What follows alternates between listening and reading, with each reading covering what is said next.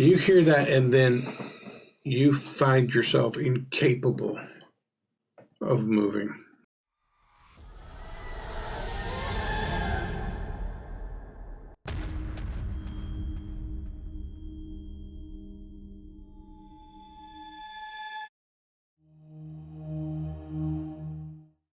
Thanks for joining us in our Percentile Vice. Tonight, we will be playing Call of Cthulhu, and we will be playing a scenario from Chaosium's Does Love Forgive? We'll be playing the Love You to Death scenario. As a special Valentine's promotion, Chaosium is offering 25% off. You can go to Chaosium's website and order either the hard copy or the PDF version and get 25% off. If you order the hard copy, they throw in the PDF version for free. So go out there and take advantage of that Valentine's special. So I'm Steve. I'll be playing your Keeper of Arcane Lore tonight, and I'm joined by... I'm John. I'll be playing Private Investigator Leroy Lunceford. All right, so the setting is Chicago, 1929. It is February 15th, the morning after Valentine's Day.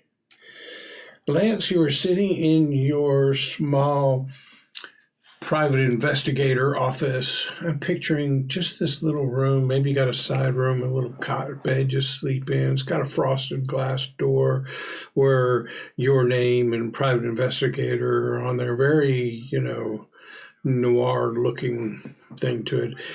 You sit at your desk reading the morning paper, and the headlines are splashed with news of the St. Valentine's Day Massacre, where 7 North Side Chicago gangsters were gunned down in cold blood at a garage on the north side of town. Early reports indicate that it was probably rival gangsters, but there was some question if there weren't some police involved as well. But it is the morning after the famous St. Valentine's Day Massacre in Chicago, 1929. And you are taking all of this in as you sit at your desk, and a knock comes to the door. Hello? Come in. Lance, it's me. Leroy. I'm sorry, Leroy. Did I call you Lance the first time, too? Yeah. Lance is probably your middle name, and, we grew up. Leroy Lance Lunceford. Right. It's me, Hattie Mae. Oh, Hattie, come on in. So you recall, probably immediately, the voice. Hattie is your friend from childhood. We were in the orphanage together. You were in the orphanage together, virtually inseparable, and have remained friends throughout life. You see each other on occasion, when work permits, but it's not like it's been ages since you've seen her. At most, probably a couple of weeks since you've talked. And she comes in, and it's obvious that she's been crying. And she explains to you that her husband was one of the men killed in the St. Valentine's Day Massacre. Not John. John May. was killed. Johnny was loosely associated with the gangsters in the north side of town, in that he was a mechanic, and it was his garage. And he worked on their cars. He wasn't involved in a lot of the illegal activities, but probably could have been indicted on some aiding and abetting charges. Probably knew a few things. He probably did, but he was one of the ones that died, and you can tell your dear friend is pretty shook up about it. But she goes on to explain to you that her beloved dog, Highball, German Shepherd. Highball? Highball. Yeah. Okay. So for those of you that don't know, drinks are often served in highball glasses or lowball glasses, tall glass or short glass. So it's really named after a type of drink, like a vodka highball or something like that. I was thinking Not you were that his making. testicles hadn't dropped yet. I was thinking you were making a fetch pun. Like every time he ran out, he was like, "Highball!" Yeah, that's good. So he's a German Shepherd, and she explains to you that while Highball never goes to the garage with Johnny, for some reason that day he did. And Highball was there when the murders took place. And when the police got there, the dog was, which is normally very mild-mannered, friendly, tail-wagging, everybody's a friend kind of dog, was practically ferocious, vicious. And the police had to subdue the dog and take him into custody. And they're holding the dog now. And explaining that they won't give it back to her, and that they're probably going to put the dog down tomorrow. So she asks you to please use your connections or whatever. She doesn't know if she can stand losing Johnny and the dog both in the same day. And would you please help her? Sure, Hattie. I still know Bart at the station. I'll go see what he can do for you. That would just be wonderful, and I'll go back to my apartment. You know where that's at, and if you could just go see the police and see about getting Highball back, and then bring him to me at the apartment, that would be just wonderful. I'll do my absolute best. So give me a psychology roll, please. Extreme success. Okay. So you can tell that she's obviously upset.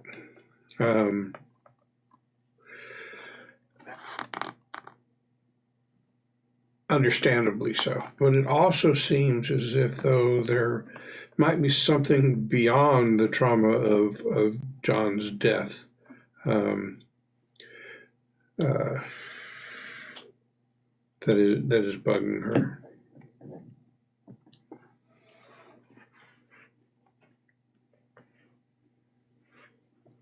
Well, he's going to make a note of that, and seeing as how she just lost her husband, I don't think he wants to pry right now. I think he will go do what he said he was going to do about the dog and see if that changes anything. Well, thank you so much for doing this, Leroy. It's been a tough few hours, but I'm going to go home now and just relax, and it will ease my mind and soothe my suffering. So if I could just have Highball there to sit in that lonely apartment with me. Go home, put your feet up. I'll see what I can do about your dog. You have a drink and calm your nerves as best you can under the circumstances, and I'll be back with you by the afternoon. Okay. And so she leaves. You hear her high heels clicking down the dimly lit corridor that leads to your cheap office. And there's probably like some saxophone playing in my head. Right. Okay, so what would you like to do? Do I have a phone in my office? You're 24, 25 years old. You used to be a police officer. You quit the police force because of all the corruption. Am I saying anything wrong here? Nope. Started your own business. You're in a seedy little building. In a seedy little office. So give me a luck roll. Maybe you were able to score good on a case or two and get enough money to get a phone line put in. Nope. You do not currently have a phone. But it is on your list of things to do to round out the office. There is a secondhand typewriter sitting on the little credenza next to the desk where you type up your case files. Type up a letter into a paper airplane and toss it out the window and hope it makes it to the person I was going to call. Stamps. Yeah. So okay. I'll probably go on down to the street and look for a payphone. For those of you who don't know. Didn't we go through this one time before? Like, were there payphones in the 1920s? I don't know if we did. Hannah, one of our viewers, and one of our most beautiful viewers, by the way, looked it up, and they had been around at that point in time. But my computer might not be.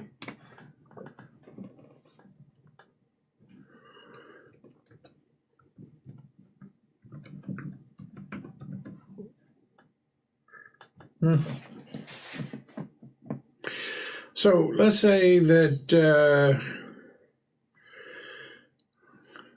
Emily O'Donnell at work has taken time away from her busy day to purchase a Stevish pun. So I will get a pun worked into things for you, Emily, as soon as the situation and my brilliant intellect allows. There is not one close by. Let's say that there are, in this time, there are payphones. Beats me. Seems like there are. I've seen them in the gangster movies. I think so. But it's about a block away. But, at the bottom of the building, there's a little storefront, a little coffee shop, bagel shop kind of thing. You've gotten pretty close with the owners there. You could probably pop in there and use their phone. Okay, I'll try that then.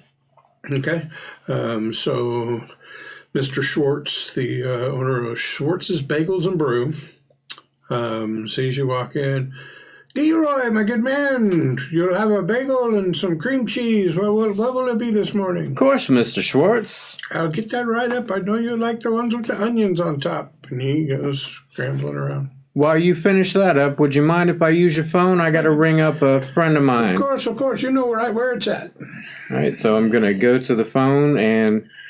Operator, could you connect me with the 14th Southside Precinct? Yes, right away, sir. And a couple seconds later, the 14th Precinct, how can I help you? All right, before we get too far into the role-playing... I should have asked you this earlier. Is it Chikarsky? Yes. Okay. Yes, could you put Officer Chikarsky on? Is he available or is he in the building right now? Yeah, hold on just a second. Hey, Chico, it's for you. And after a few minutes, you don't even hear like the click of a phone going on hold. You hear a thump of a receiver just being put down on a desk. You can hear paper shuffling, folks yelling in the background. Just a hectic Chicago precinct sounds muffled in the background as the receiver lays on the desk. After a little while, yeah, this is Chikarsky. How can I help you? Hey, Bart. How you doing? It's Leroy. What's going on, man? I haven't seen you since you helped me out with that bag and grab over in the 4th District. Yeah, did Mr. Brown ever get his things back? Yeah, well, they've been recovered, but they're held in evidence right now. Okay. Well, I was just calling you. My friend Hattie, apparently there was some business with the Northsiders. Oh, geez, man, this has been crazy around here. You heard what happened last night, right? I've heard a little bit. I'm sure you got more of a story. I'm pretty sure it was Capone and his Southside gang that just ran up there and made a statement hit up north. But there's some folks, some witnesses discussing the possibility that there was some police involved. It's crazy around here. People are running around. If they're not trying to bust somebody's ass, they're trying to cover their own. You know what I'm saying? Yeah, I've seen it firsthand. I was just calling because my old friend Hattie, you remember, we went to the wedding. She had the gams that wouldn't quit. Yeah. Hattie, I forget, she married that mechanic guy, right? Yeah. Yeah. Her husband got caught up in it. And it just so happened. Wait a second. So, holy crap, I saw that name. I thought it rang a bell, but it was just so common. Your friend was the wife of John May? He was killed yesterday in this shootout. Yeah. I call it a shootout, but I'm going to tell you, there was no guns flying the other way. It was all going one way. Yeah, I've heard the Southside gang likes to do it that way. Yeah, what most I can figure out is, look, it was either real cops or people dressed as cops, and they went in there and, hey, they just, those Northside gangsters figure it's just one of your normal shakedowns. Every now and then we make the rounds. And they figure, they get arrested real quick, they'll be out tomorrow, no problem, right? So they went through the motions and let these guys line them up against the wall. Thinking, we're just going to get arrested like happened 2 months ago. And then the Tommy guns just opened up.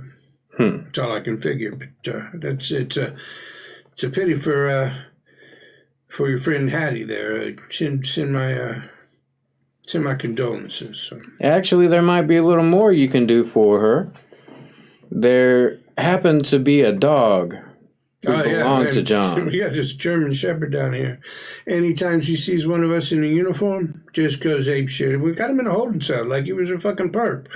We don't know what to do with him, man. He's locked up in there. And, look, if you go down there in plain clothes, he's just mad. You go down there in a uniform, he's fucking ferocious. It's a wonder that damn cage can hold him. Thank God we got the bars close enough together when we outfitted this place, because a smaller dog would get right through there. And this dog is out for blood right now. We're probably gonna have to put him down. Well, what would be the procedure if we were to try to get him back to his owner instead of having him put down? We see.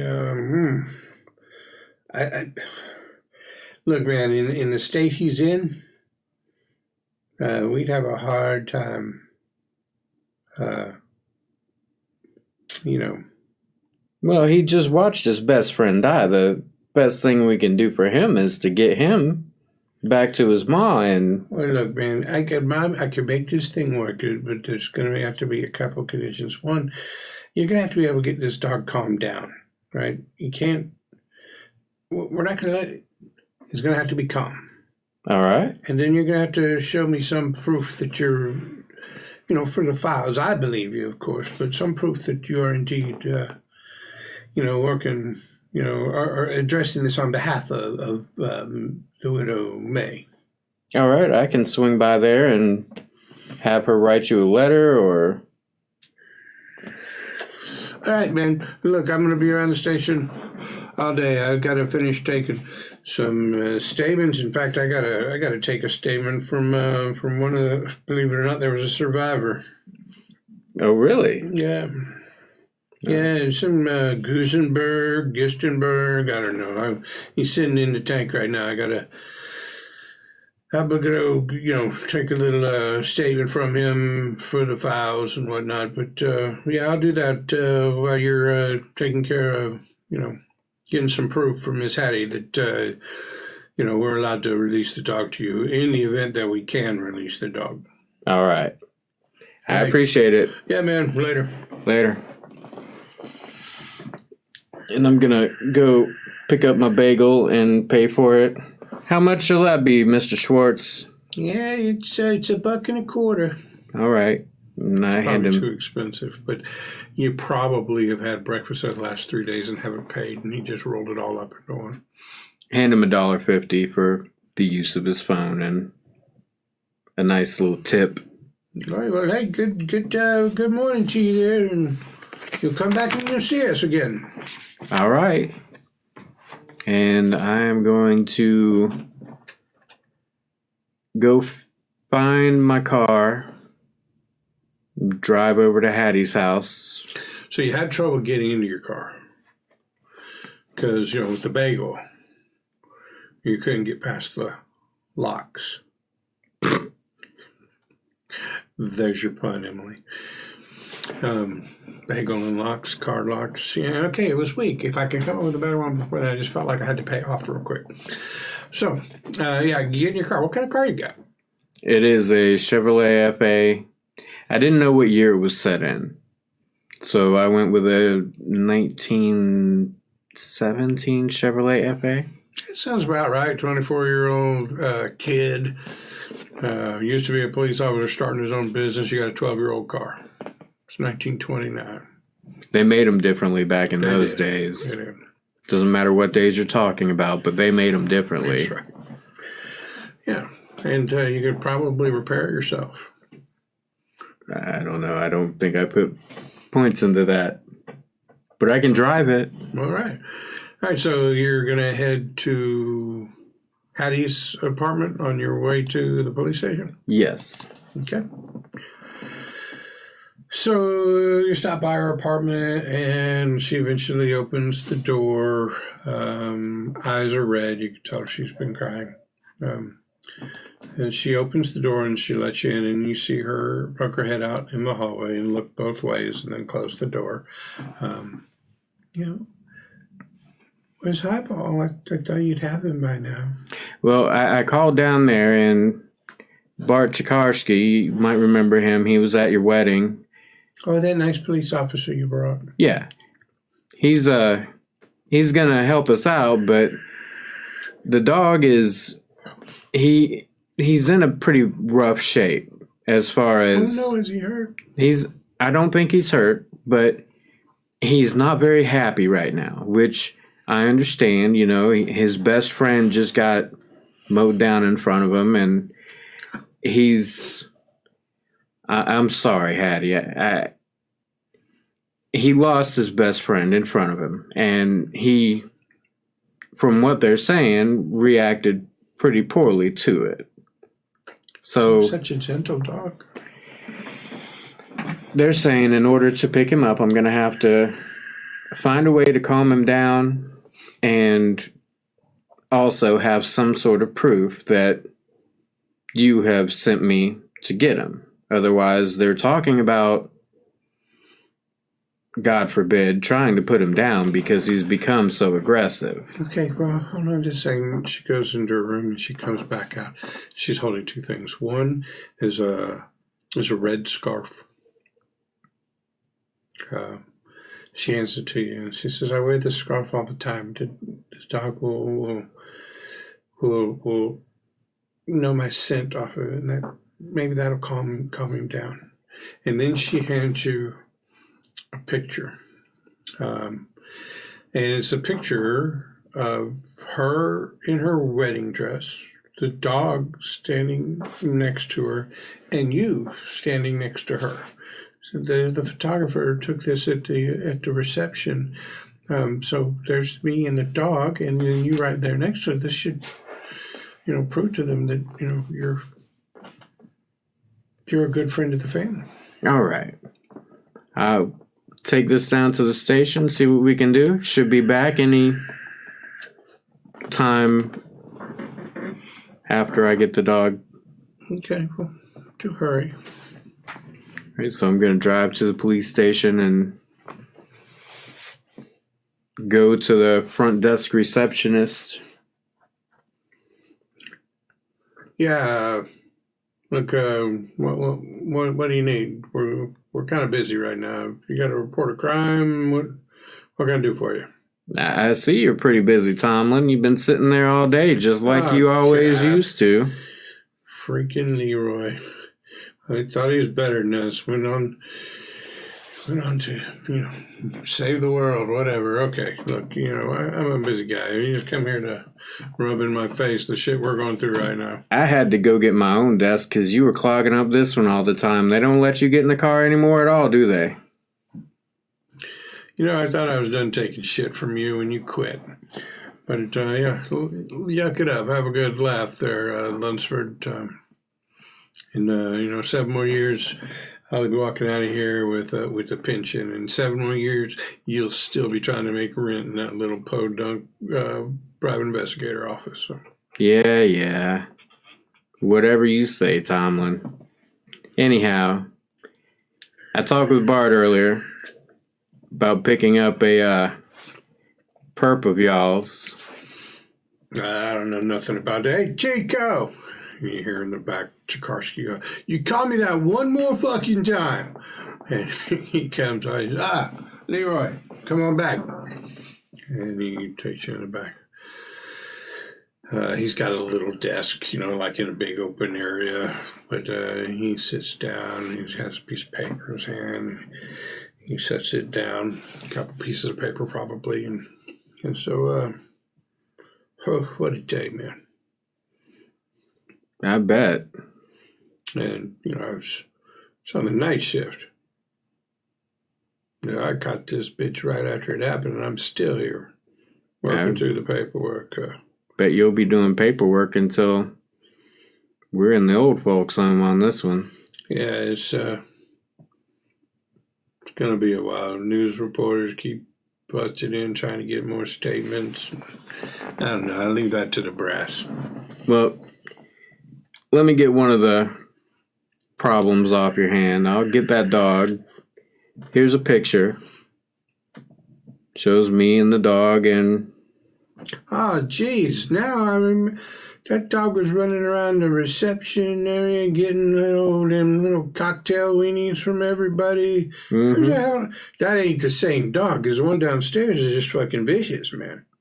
I mean, it looks like the same dog, but I'm telling you, if it's the same dog, he ain't acting the same. You know what I'm saying? Well, even the most savage of beasts can be soothed by a little wiener. I don't. On Valentine's Day. Yeah, okay. It was a hell of a Valentine's Day for 7 unlucky families out there, you know what I'm saying? Not that these guys didn't deserve it, but I don't think Johnny May deserved it. I mean, never met him besides the wedding. To tell you the truth, the only reason I went to that wedding with you is I thought, bridesmaids, broads, they get all sentimental at weddings. It's, I went home by myself. You weren't the first one to get to the girl who caught the bouquet, were you? No. But did you see that one? Yeah, she was pretty nice. I don't know. She looked like she was one of them expensive dames. So. Well, they all are in the end. Yeah. All right, man. So, look, I gotta put some of this paperwork together. Hey, you might be interested in this since we're talking about the dog. You might explain some stuff here. And so he pulls out his paperwork that he was just working on, and I think we can make this visible to everybody.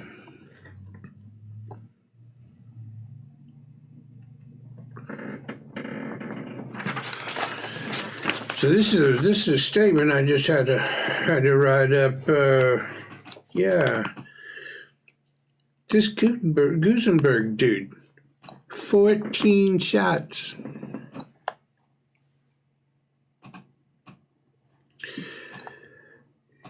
Claiming no one had opened fire on him.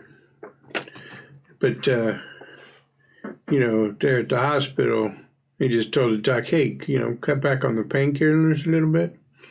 And, after that was reduced, it was possible, I'm just going to read it to you like I wrote it. It was possible to gain limited information concerning the course of events.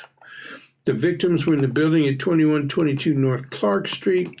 2 men dressed in police uniforms and armed with submachine guns entered the property and ordered the occupants to line up facing the wall under the pretext of arresting them. The witness many times emphasized that a German Shepherd dog, also present in the building, started to bark as soon as the killers entered the garage. He claimed the attackers took several shots at the dog. The animal initially appeared to have been killed, but, quote, revived, end quote, after the gunman left the building and was apparently unharmed. The witness did not give any information that could be helpful during the investigation. So, of course, one gangster shoots another gangster. You can't get any gangsters to talk, But he was absolutely certain to tell me about that dog. You know that whelp a dog will make when he's been hurt real bad. He said he heard that, and the dog went down. Must have been shot, and damn it, the dog didn't get back up. You know, now that I know it was his owner got shot, that might explain some of his, aggression towards people in uniform. Yeah, that does make a little bit of sense. So,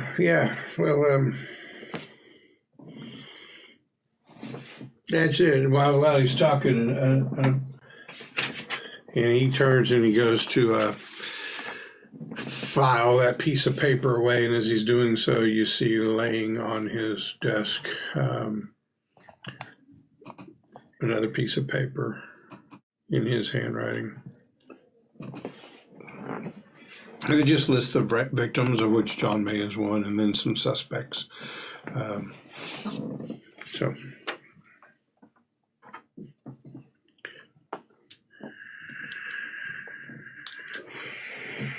he finishes filing away that paperwork and looks back and says, "Hey, so I don't know. Let's go down here. I'm gonna tell you what. The picture seals it for me. I make a note in the file that you're a good friend of the family, ties to the dog and all that. But that just satisfies one thing. The other one is I can't let a ferocious dog out of here. So you're gonna have to try and get this dog calm." Is his collar still on?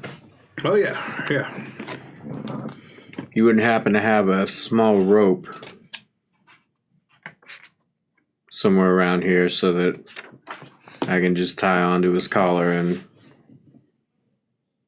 Yeah, I'm sure we can find something. He goes off for a little bit, rummage around through some other desks, and he comes back. I did you one better than a rope. Here's a leash. All right. Jimmy over there, he had a, all right, so he got busted by the captain for drinking on the job, and it was kind of funny. The captain gave him 3 days animal control duty. Should have seen the guy, got him with cat marks all over him and shit in his boots, you know what I'm saying? Yeah, I remember those kind of days. Well, I got this. Nice looking scarf you got there. Scarf here from his ma, and hopefully he'll perk up and want to go on home. All right. So he leads you down the hallway, maybe even down a set of steps to some holding cells. There's a gray desk sitting there and an old retired in police officer just waiting for the months to pass and he can collect his pension. He doesn't even look up from the magazine that he's reading. Is you and Chikarsky walk by and Chikarsky stops us.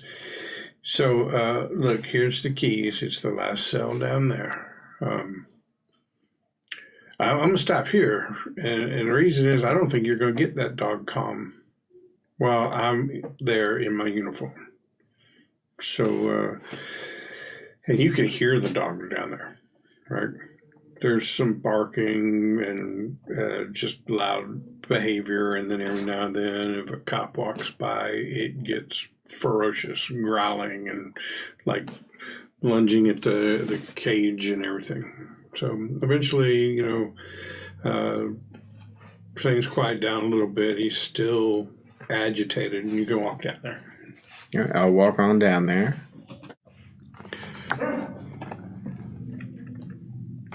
And when I get down there, I am going to very slowly approach and sort of look over where he's at and try to see when we start coming into an area where we could be making eye contact. I'm going to make sure not to make eye contact with him and just slowly. All right, so when you get down there to where you can see the dog, his ears are pinned back, his head is held really low, his tail is low, his head is down below the level of his shoulders, in a pretty aggressive looking stance. But when you get closer, You see his nose start to twitch, and then he looks over at you, and you can see him sniffing more, and you can visibly see the dog calm down and the tail come up a little bit and just ever so slightly start wagging back and forth. And he comes to the cell bars and sticks his snout out and trying to get closer to what is obviously the smell of his owner. I'm gonna take the scarf and put it right up to his nose and see how he reacts to that. He is extremely happy. Okay. Tail's wagging like crazy, and the hackles on the back of his neck he'll calm down, and he docile. He looks up at you and wagging his tail like there's some connection between you and my mom. So I'm gonna say good boy, and give him a little head scruff. okay. Give me a spot hidden roll. Success. Regular success. Okay, so as you go to put the leash onto his collar, you notice that he's got a little nameplate, shape of a dog bone, and etched into it, it says Highball. And hanging off that same piece is a small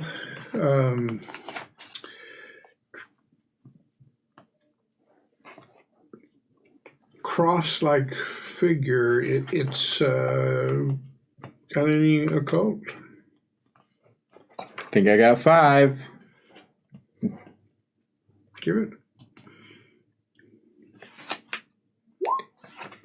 I will not be spending the 49 luck to change that from a failure to a success. Okay, so all you know is it looks like kind of a strange cross where the top of the cross, instead of just being a straight line, is kind of a loop. So picture a cross, but a loop at the top instead of a straight line. You following me? For, out of character, I think they're called onks. It's what I was trying to see if I had a history that would allow that, but no. Sounds like an onk, but it could also be that Could be an uncle. the loop starts like right at the top, which I think the onk. Yeah.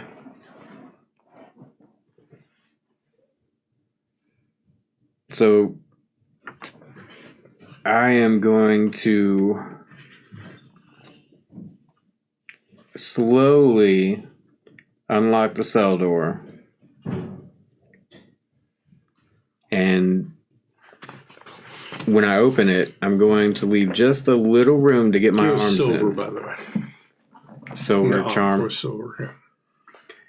I'm going to leave just enough room to get my arms in, and I'm going to keep petting him and keep him from running out. Like, if he doesn't remember you from the wedding or being over to the house many times, then he's sure doing a good job of pretending that he does. I mean, he's like you're a savior. He's ready to put his paws up on your shoulders as you kneel down, and he's looking your face like you're going to get me out of here.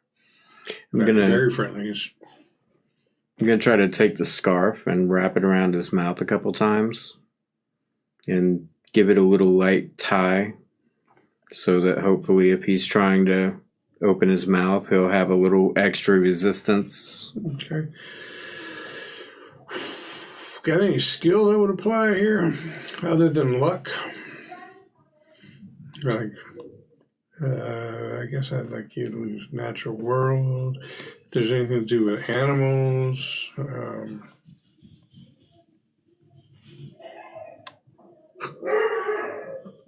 apparently he doesn't like it. I hear him barking now. I'll try natural world. I don't think there's anything better. I'll use the 4 luck. Okay. So at first the dog is pulling around. And he's like, I'm not sure what you're doing, but he does recognize it as this is his owner's, and so and because you're not trying to pull it real tight or whatever, he, after a little bit of hesitation, allows you to do it, and probably just because he likes having that smell so close to him. All right. I'm going to take him out and... All right, so you step out. Here's this dog, and you see Chikarsky down at the end of the hall, and he's like, well, I'll be damned, man. That dog has been nonstop barking, growling, ferocious for the last 12 hours. I don't know how you did that. And as you come walking down the hallway and it starts getting closer to Chikarsky, the dog is still calm, but you can see and probably even feel it tensing up. There's a uniformed cop sitting at a desk thumbing through a girly magazine, and Chikarsky. And you can just feel the dog tense up a little bit. Maybe he starts walking closer to your leg and the head gets a little bit lower, but he's remaining pretty calm. I'm going to give him a pat. Okay. So that helps him out a little bit, but you can tell this dog does not like police officers. Not the ones in uniform. So you're able to coax him past them and out, and you probably call over your shoulder. You probably don't want to stop. The dog's moving and you're heading in the right direction, so you probably just call over your shoulder your goodbyes to Chikarsky. Bye, Bart. Hey, let's grab a beer sometime. Yeah. Next Thursday, down in front of Wrigley. Hey, holler at me if I can ever do anything for you. Will do. I still owe you for that last thing down in the 4th District. We'll not mention that one again. Okay. So you're outside. You've got a dog with this garish red silk scarf tied around its snout. I'm gonna pop him in the car. Does have a back seat, and grab the scarf off of his nose. This dog is now completely calm. Right, you're out of the. There aren't any police officers walking in or out of the precinct right now, so it's just normally dressed civilians around, and the dog jumps up and gets into the car and moves himself to the front seat. And probably as you go around to your door, he jumps over into your seat, like dogs do, and you have to coax him over into the passenger seat. Tail's just a flapping. He's excited, ready to go. All right, I'll drive him home. Okay. So, give me a drive auto. Success. All right, so it's mid-morning. There's a lot of traffic. This is a downtown area, but you're able to negotiate it with relative ease. But you notice, I'm going to give you the notice on the drive auto roll, that there's a car behind you that keeps making the same turns you do. Can I do a spot hidden to see if the driver looks familiar? Okay. Or to see what I can discern about the driver? Success, regular success. Yeah, so you you look up in your rearview mirror and you notice the unmistakable face of, one second, I'll find it, Bernadette Bernie Fuchs, intrepid reporter for the local newspaper.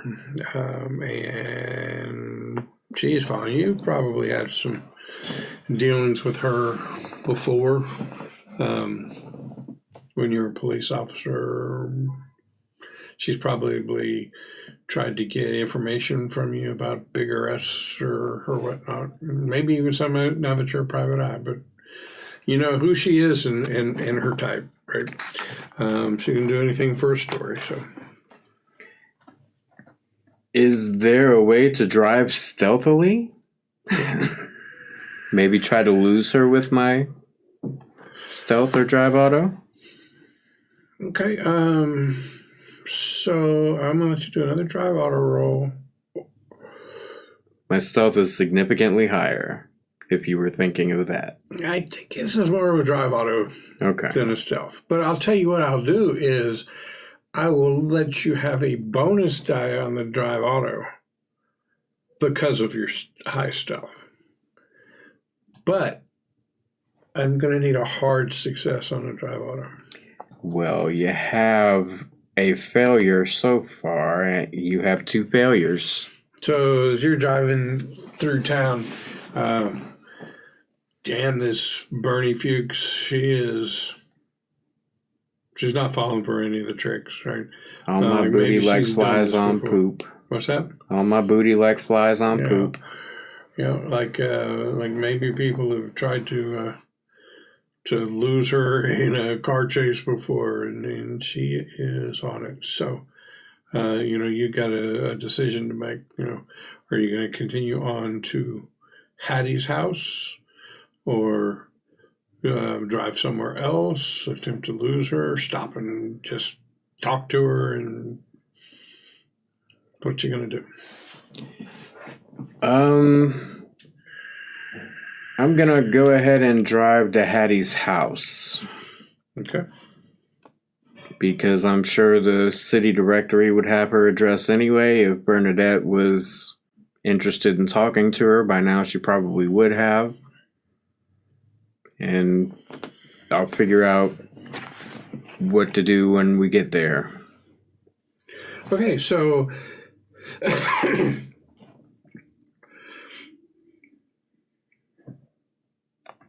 so when you pull up in the front of the apartment building, she screeches to a halt right behind you, and she comes running out and says, Officer Lunceford, I'm sorry, Investigator Lunceford. I can't help but notice that you just came out of the precinct building, and this has to be something in relation to the Valentine's Day massacre that happened last night. Yeah, Miss Bernadette. This dog shot every one of them guys. Oh, all right. So you're going to pull my chain a little bit here. Look, I did notice you left with the dog. How is the dog involved in all of this? I told you, he shot every one of them guys. Look, we both know that you're going to yank my chain a little bit, and I'm going to keep on following you around until you give me something. And that's fine, but that ain't got nothing to do with this dog.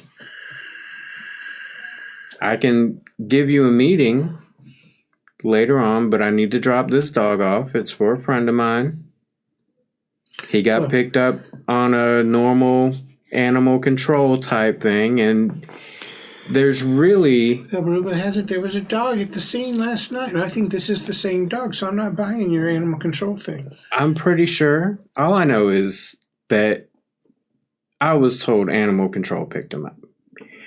If you want to try to talk to him, he's right here, feel free, but I don't think he's going to say much. So why don't you take me up on my offer to go possibly have a lunch after this? Let me drop the dog off, and I'll answer any questions you have. All right, Stu's Diner at 12:30. Okay. And if you stand me up on this, then the paper's going to reflect that somehow intrepid private eye Leroy Lunceford is tied up in mob dealings and has walked out of the station with a mob dog, and we'll let the public decide what all that means. All right. You're just as fun as you ever were. Don't stand me up, Leroy. I won't. She gets back in her car. Drives off. Give me a spot hidden. Hold on, I was forgetting to check things off. I got spot hidden, drive auto, and psychology so far. Okay. Extreme success on the spot hidden. So you see her drive down the street and then make a right turn. But you know she just turned into an alleyway that doesn't really go anywhere. So she just tried to make it look like she's driving off. You get the feeling she's still hanging around the area, like maybe she's going to keep an eye on you, see where you go after this kind of thing. She thinks something's up. Okay. I'm going to go ahead and drop off the dog. Okay, so you go upstairs and you get to the door, and the door is slightly open. Gonna knock. As you knock on the door, it pushes farther open, and you see an empty front room. Hattie? Hattie, anybody home? There is no response. Can I do a listen? Sure.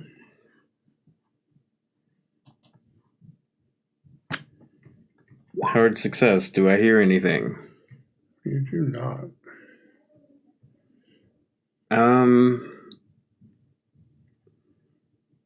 Do I know the house? Have I been in here before? Probably once or twice. How is the dog normally kept? Is it an outside? So it's an apartment building, right? So he's probably got a little bed somewhere in the living room. There's probably a doorway that opens up into, or glass doors that open up into a small balcony. But no, they have to, take him out and walk him every day. And he walks into the place. He's like pulling on the leash. Like, I'm home now. You don't need this. So. All right, I'll take the leash off, and he goes running back into the bedroom, and you hear him bounce around, and then comes running back, and he sticks his head in the bathroom, and he comes running back. And I'm gonna go poke around and see if I see his owner anywhere in here, shutting the door behind me before I let another creature out into the world. The apartment is empty.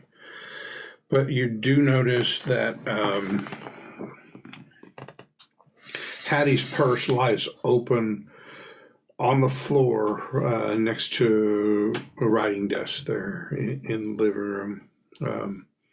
And sticking out of the purse is looks like the hilt of a knife.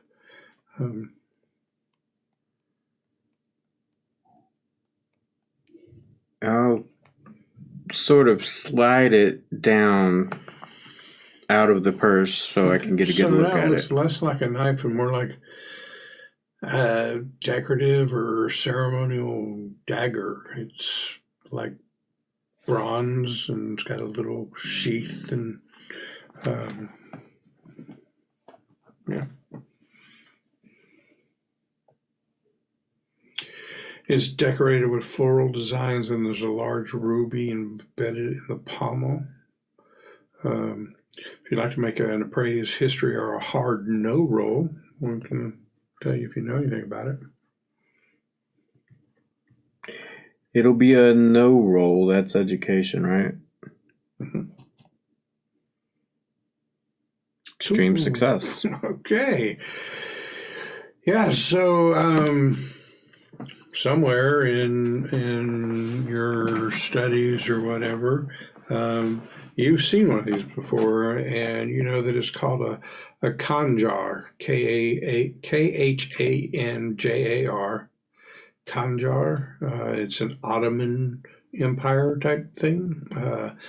It's got a blade of about 6.5 inches. It's slightly curved, and the hilt is decorated with floral designs. Sheath is made of leather. It's really fine work, but not any embellishments. And you, you know that it's from a dagger from the Ottoman Empire. Would you like to attempt another occult roll? Sure.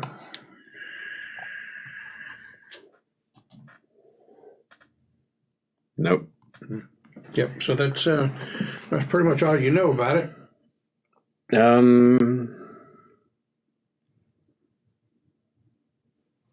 So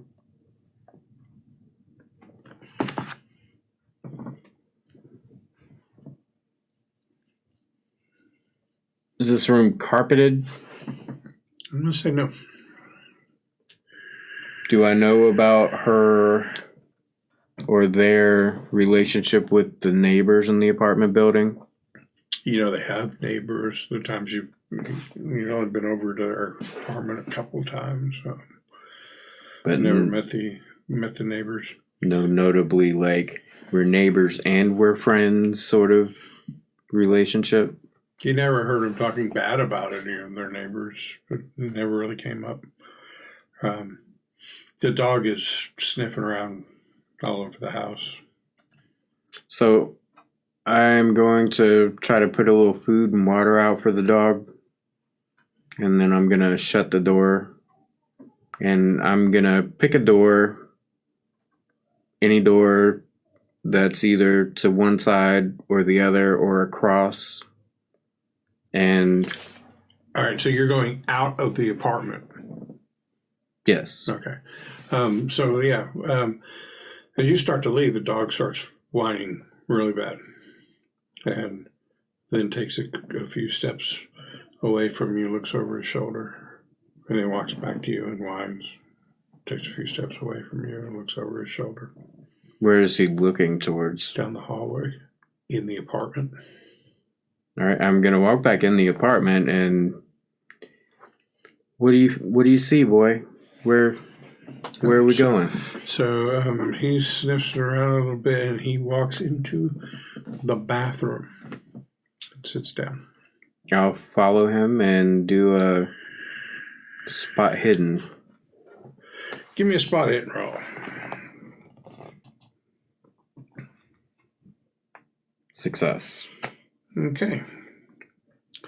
So as you're just checking out the bathroom, maybe you look into the medicine cabinet, the toiletries that are around, and you look around and you think, well, what are the chances? And you pull back the shower curtain to look in the tub, and it's absolutely empty. But as you're turning away, you notice right near the soap holder, there is a tile that it looks like the grout is missing around the tile. Gonna trace it and then put a little pressure on it and see what happens. It's very loose. I'm gonna pull it out. Yeah, comes right out. And you find a little hidden nook, cubby. And there's a folded piece of paper in there. I'll grab the piece of paper and open it up. And what's going through your mind right now? I am kind of weirded out by the fact that she's not here and the dog. I don't know what the dog doing. And it's also kind of weird to have like storage, like clandestine storage in your shower, but I imagine as a cop I've seen things like this before. Maybe. So as you reach in and you pull out a small handwritten note, and you immediately recognize Hattie's handwriting. Even without being asked, it will answer willingly, and it can speak any and all languages fluently. Although bashfully, it will not speak first. It will repeat after you the things most First. Has no bones, but it has a spine. And while its leaves turn, they do not change color. It cannot speak, yet is never short of tales to tell. So as you read this note that you just found in this little hidden cubby nook, you're taken back to years ago at the orphanage where you and Hattie used to play riddle games with each other. And there would be a little hidden hiding place where you guys would leave riddles to each other. And you have that memory and you see this and you're certain at this point that this was intentional and it was here for you.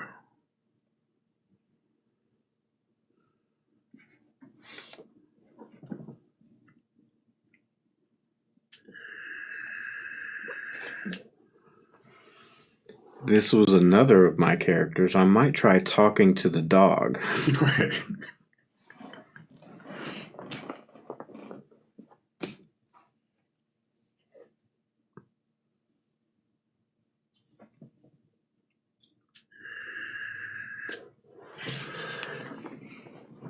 So you don't know, are these two clues to a single riddle or two separate riddles? First one, even without being asked, it will answer willingly. And it can speak any and all languages fluently. Although bashfully, it will not speak first. And it will repeat after you the things most first. Secondly, it has no bones, but has a spine, and while its leaves turn, they do not change color. It cannot speak, yet is never short of tales to tell.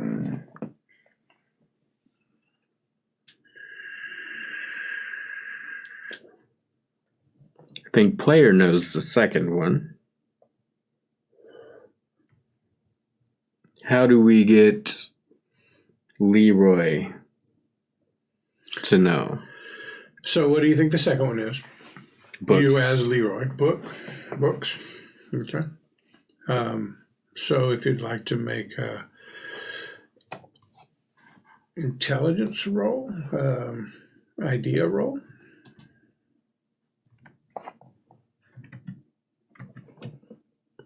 Success, regular. So after looking at it for a little while, you even like put the lid down and sit down on the toilet, and you stare at the dog and you say, "Damn it, Highball, what's this mean?" And you read it out loud to him, and he just turns his head, that dog way of looking at you like, "I know you're talking to me, but I can't understand a word you're saying." Until you say outside. Right. Fetch. Food. And what is this? Treat. What is this? And you sit there for a little while. Then you hear the traffic go on the road outside, and you hear somebody honk a horn. And with the tall buildings around, you hear the honk, and then a lighter honk and a lighter honk, and you realize that the honk just echoed off the buildings, and it's an echo. For number one? Yep. So that makes sense. So you've got echo and book.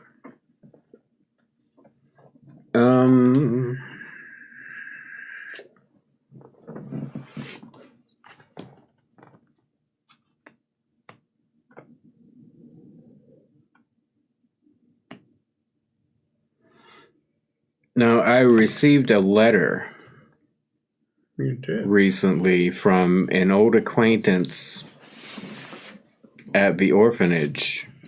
Can I compare the handwriting here Does the handwriting here strike me as not being Hattie's? Would I be familiar enough with So, her? no, you recognize Hattie's handwriting immediately. Okay. But thinking back to how you guys used to play this riddle game, showing a letter from Ellen, it occurs to you that this is twice in the last 3 or 4 days now that you've seen and read handwritings from to draw out memories of your childhood. And you think back to how you and Hattie were virtually inseparable, and that it's not surprising that Hattie is, so attached to Highball, because she always had a love of animals, particularly dogs. And you think back to the time when she confided in you that she had found a litter of puppies and she was hiding them on the orphanage grounds and taking them food. And then you became part of that secret with her, and you guys would sneak out to take food to the animals. And but that one time you didn't sneak out very well, and one of the orphanage staff saw you and was following you.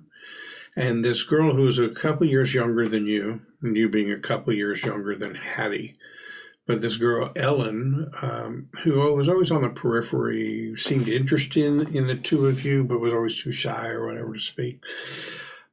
She had seen the orphanage worker following you, and she ran ahead and cut you guys off and warned you that you were being followed by this orphanage worker. And by doing that, she saved the day. The orphanage worker never became aware of those puppies that Hattie and you were now feeding and taking care of. And from that day on, you, Hattie, and Ellen had become a threesome of friends, right? Tight knit, hung out together everywhere. Ellen's shyness, went away, and she was now one of the friend group. But that after a while, it became apparent that Ellen was infatuated with you. And at one point, she drew up the courage and expressed her love for you.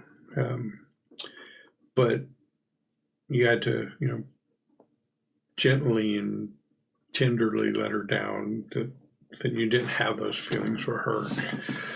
You were probably 13 at the time. She would have been 11. It was just, the stars weren't aligned. You're a great girl, and someday you're going to find somebody. And she did not take that well. In fact, after that, she stopped hanging around you or Hattie.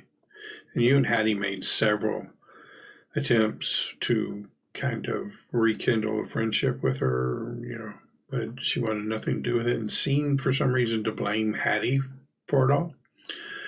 You think maybe she thought that you were in love with Hattie, and that's why she couldn't have you.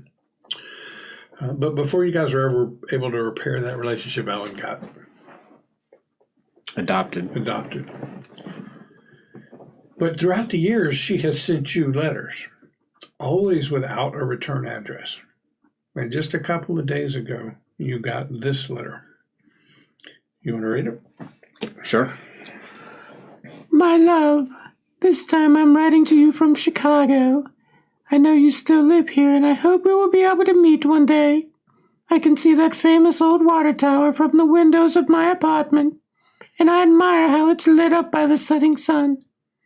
Today was a cloudless and beautiful day, so I could even spot part of the shore from my special high perch up on the roof.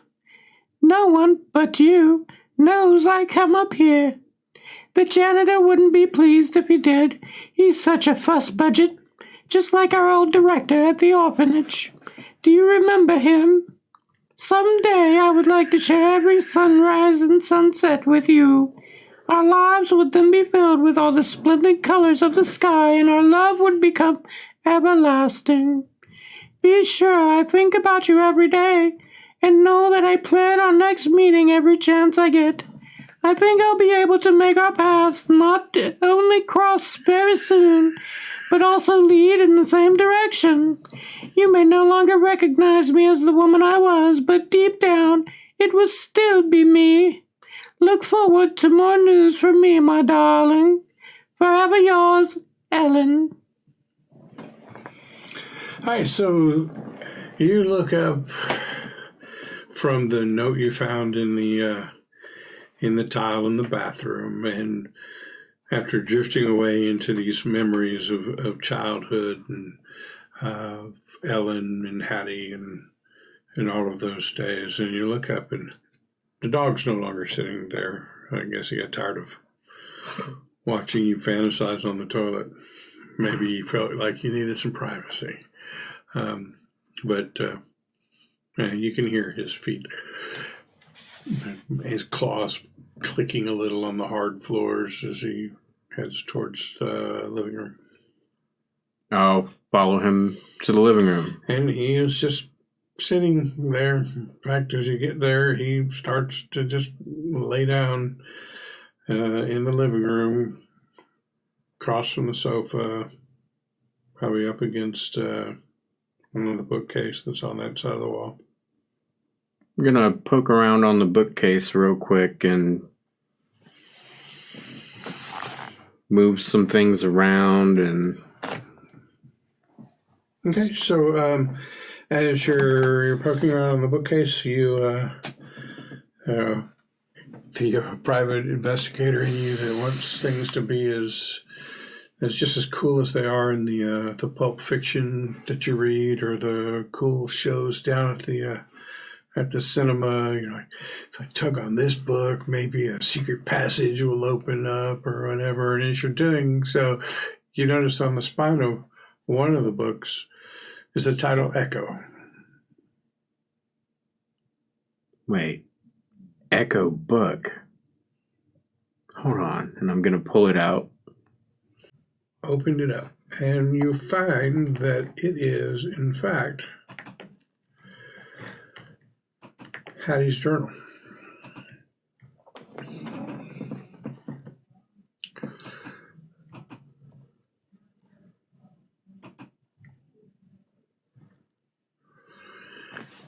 And in it are several passages, the writing of which is really small. Do you need my glasses, or would you like me to read it? I think I can get it. February 1st, 1929. Tonight, for the first time, I took part in something the other wives jokingly call their witchcraft meetings. I admit it was quite interesting, but I can't shake the feeling that the woman who organizes them can perform real, honest-to-goodness magic. Last week, apparently she gave Irene a prediction, and it actually happened. Lucille Moran was also at the meeting, and she confirmed it. Quite a few of the mystic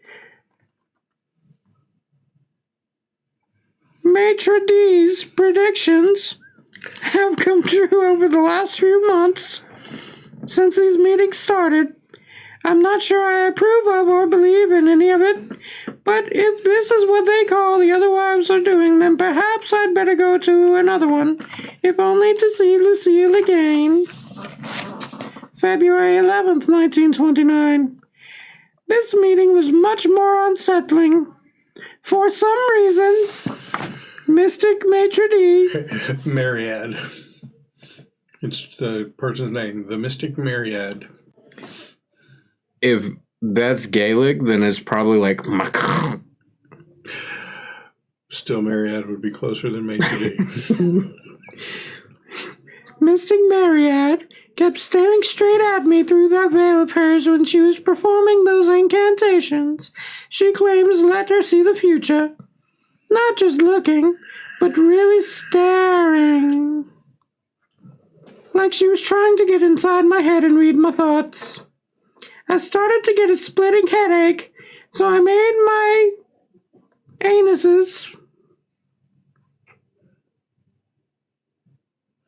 Excuses. And left. I never want to go back to another one of those meetings ever again, even though I can't explain why. The whole thing's left me feeling really unnerved. I also have this strange feeling that I've met Myriad before, but I can't think where or when. February 12th, 1929. Lucille came to me this morning and she was very disturbed. She said she's resigned from the witchcraft meetings. She also told me she had a feeling I was in danger and that somebody has designs on my life. I got a silver amulet from her. She told me to wear it as it would help keep me safe. She also gave me a dagger and told me to carry it with me always for protection. She made me put it in my purse and made me swear not to part with it at any time. If she told me this last night, I would have taken her a bit more seriously, but now I don't know. Who could possibly want to harm me? Little old me. I put the amulet, an adorable silver cross thing, on Highball's collar. It really suits him. February 15th, 1929. John, my love, is it my fault you were taken from me? Could I have done something to prevent your death? I feel so lost. What if Lucille was right? Who'll protect me now you're gone? I'm sure someone's been watching me, and my head's been hurting so badly since yesterday. I hope the highball will be returned to me. I don't know what I'd do without him now.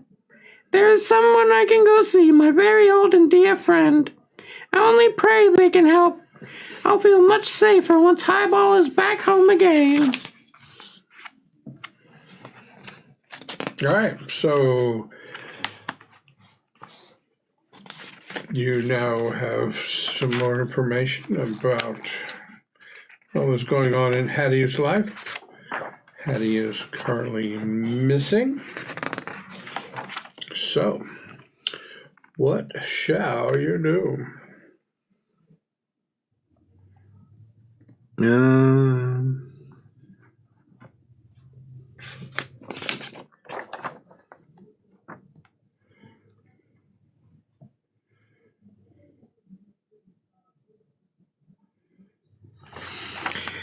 So there's no indication in here that the wives are all from this building. Do I know any of the names? What names were given? In order, Irene, Lucille. No last names? Lucille Moran. Irene didn't have a last name. And Mystic Myriad. All right, give me a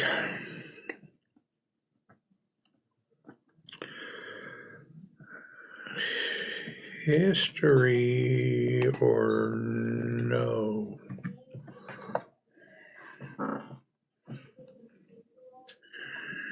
That'll be a no.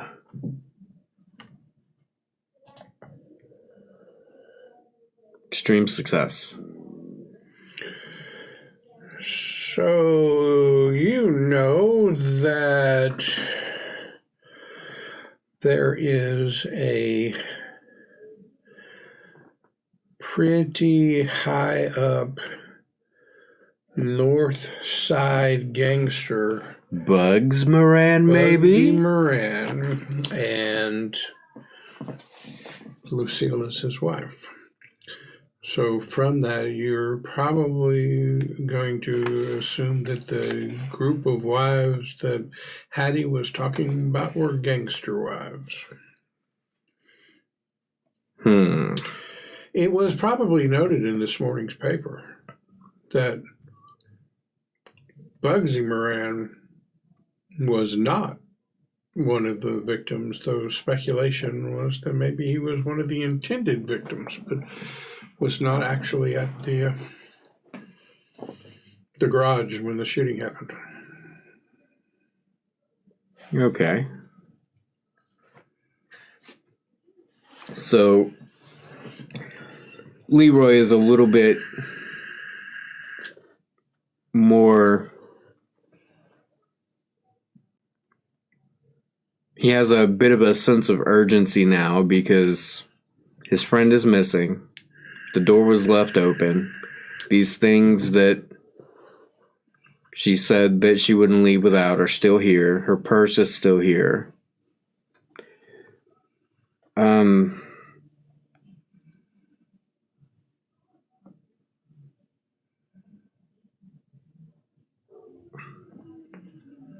Do I know of any of the normal, from my time in the police force, like, do the North Side wives have routines that I might know something about? Like, they're always at a particular deli that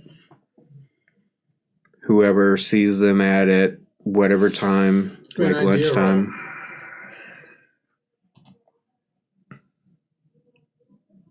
I'll use 4 points of luck to change that failure. Okay. So, you're certain that you do not know. You're like, God damn it, I spent 4 points of luck. You do not know what kind of routines that they have or where they may normally hang out. But it occurs to you that you know somebody who might.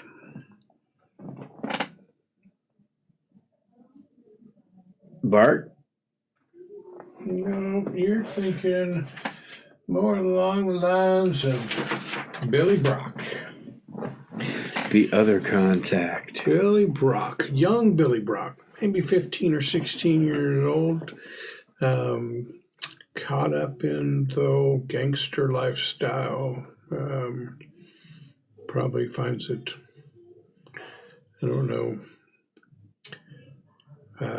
romantic in some ways. But you once saved Billy's butt, and so he's been a good contact for you over the years. He's always felt like he's owed you something, but yeah, good kid at heart, but not a lot of things for 15-year-olds to do for money in 1929 Chicago. And now so that they outlawed child labor and all.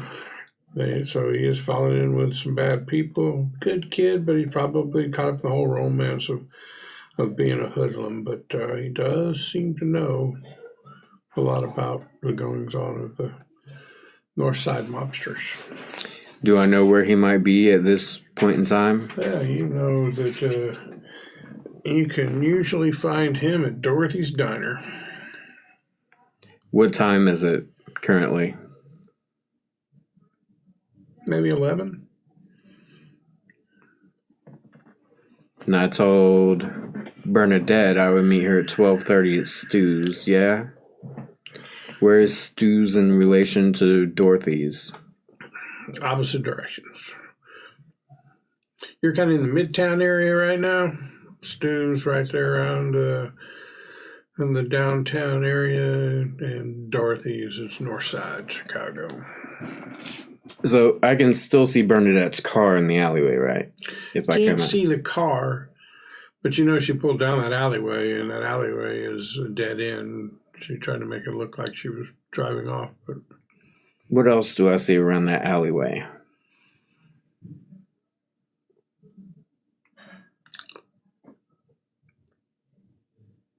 I don't know. What else do you see around that alleyway? What would you like to see there? So maybe like a hot dog cart? Sure. Dumpster? Right inside the alleyway is a dumpster, and pushing a cart down, like looking to get himself set up on a corner, is a hot dog vendor getting ready for the lunch crowd. I am going to go talk to the hot dog vendor. And what does he look like? Well, he's a short, greasy-looking guy. bald on top, gray beard. Have I seen him around here before? No, because you're not really from this neighborhood. The few times you've been over to eat or have dinner with Hattie and John May, it's been evening time and he hasn't been around. I'm gonna go try to buy a hot dog real quick. They just went in the water just a few minutes ago. They're good, but not gonna be as hot as you like. But I'd be happy to sell you one. But just don't be coming back complaining that it was lukewarm. Well, I can wait a minute. All right, well, I just crank it up a little bit and get them going. I usually don't sell one this early, so. What's it gonna be? Chicago all the way, some relish and mustard, a pickle on the top with 2 slices of tomato? Sure. Good Chicago dog right there. You on this corner often? And while he's talking to you, he's like opening up little things and pushing the umbrella up. And, I'm trying this corner out the last couple of weeks. It's not bad. The one I was at, I don't know, this guy with these freaking things he pulled up from Philly to call them cheese sandwiches or cheese steaks or something. I don't know, but he's stealing all my business, so I decided I'm coming down here. I don't know what the hell people want to eat that shit for. It's like disgusting. You ought to see it, man. Nothing looks like a dog food wiener, you know what I'm saying? Yeah. Well, my brother-in-law used to work this neighborhood for a while, and he's passed on by now, but... Oh, geez, dude, I'm sorry to hear that. There's an area right down the street. See where that alleyway is? Yeah, I see it. He used to park right in that alleyway. And the thing is, that building right across from it, up maybe in the 8th floor, there is a whole group that whenever they would see him would come down. I bet if you were in that alleyway... Oh, jeez, mister, thanks for the tip. He slaps a hot dog on there, onion and bun, and throws some mustard and some relish, a pickle spear right along the side of it, 2 half slices of tomato, and he wraps it up real quick. And he hands it to you. He says, "Hey, man, that one's on the house, man. Thanks for the tip." And he starts... he's having to cover some things up and wheel the umbrella down, and he starts pushing his cart down to the location you mentioned. And I'm going to make my way down to my car. Hey, but if this works out for me, man, come get a free hot dog again tomorrow. Will do. And as soon as I see him parking in that alleyway, I'm going to drive off. Okay, so as you drive off, do you drive away from him or drive past him? Which way do I need to go? Past him. I'll drive past him. Okay, so as you drive past, you look over, you see a really freaking pissed and frustrated Bernie Fuchs slamming her car door, and you can't hear anything, but you can see her arms waving around and yelling at this guy, and he's yelling back. It's a very Chicago-y scene, like, "Fuck you, no, fuck you." And there you go, with a sense of smug satisfaction in having thwarted the young reporter Bernie Fuchs. All right, I'm going to set out for Dorothy's. Try to talk to... Yeah, so you get there, and you walk in, and you immediately look over to your right, because, there's a corner booth to the right where you can usually find Billy Littlecomb Brock sitting. As you're pulling up, you can see him struggling with this. He's got a really curly, natural, thick, wavy hair, but he's constantly applying Brill cream or something to it and a comb. He's trying to get that slick back gangster look, but the curls keep popping everywhere, so he's always doing that. And he explains how he got the nickname Littlecomb. Because he's just always coming as they're trying to get it to maintain that gangster look, but it always, the curls pop out, and he still looks like this baby-faced little 15-year-old kid, no matter how much he tries. Billy. Oh, geez, Mr. Lunceford, come on over.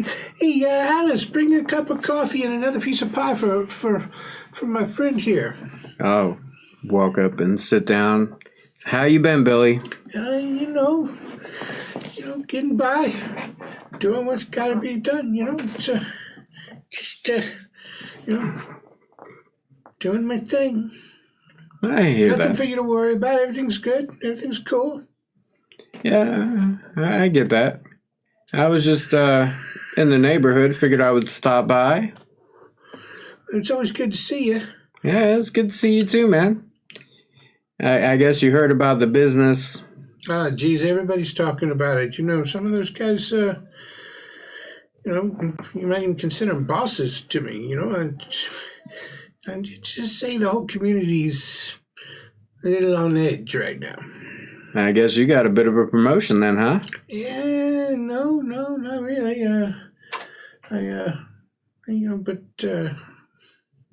But he did ask me to sit outside a couple of houses last night, make sure nothing happened, So yeah, Look I at guess you they coming trust up me. in the world. Yeah, guys gotta make a living, right? Yeah. One of these days you'll have your old lady in the wives club and a little side piece and... Now you're just having a laugh at my expense. What brings you up to this side of town? You usually stick down more in Midtown area. Well, speaking of the wives club, I'm chasing down a lead on one of them. Hattie Mae, right? Yeah, terrible thing about her husband, Johnny. Yeah, she asked me to get her dog for her, and whenever I brought the dog to the house, she was gone. Looks like she left in quite a kerfluffle. Didn't take her purse. I can tell you, she wouldn't be the only person who thought maybe getting out of town for a little while was a good idea. Yeah, I just think she would have let me know before she had. Hey, broads, what are you going to do? Anywho, you wouldn't happen to know of any of them getting out of town? I mean, there's, some the lower level folks are just thinking, if this gets in a, hey, you kill a couple of ours, we kill a couple of yours kind of battle, and then they kill a couple of ours, and we kill a couple of theirs. It's always the lower guys, They're just speaking, like, hey, I'm tougher than you, but nobody's tough enough to go after the big guy because then that starts a big ass war, right? So, some of the middle level players, they're like, maybe we Take a vacation. I gotta see what things are like in the lake these days. Yeah, your old pal Bugsy Moran, one of those? No, Bugsy, he sticks around, he gotta project strength, Well, I know his wife and Hattie were pretty tight. Thick as thieves, you might say. Hey, I want you, I appreciate you and all, but, sometimes you gotta watch what you say. You can't be using that tone with my guy. It's all wrong. Anyhow, I was just curious if maybe something about her daily routine, if she possibly hits up the same spot every day around this time, and maybe I could... She's pretty good about not, she's an important lady, married to an important man. She doesn't,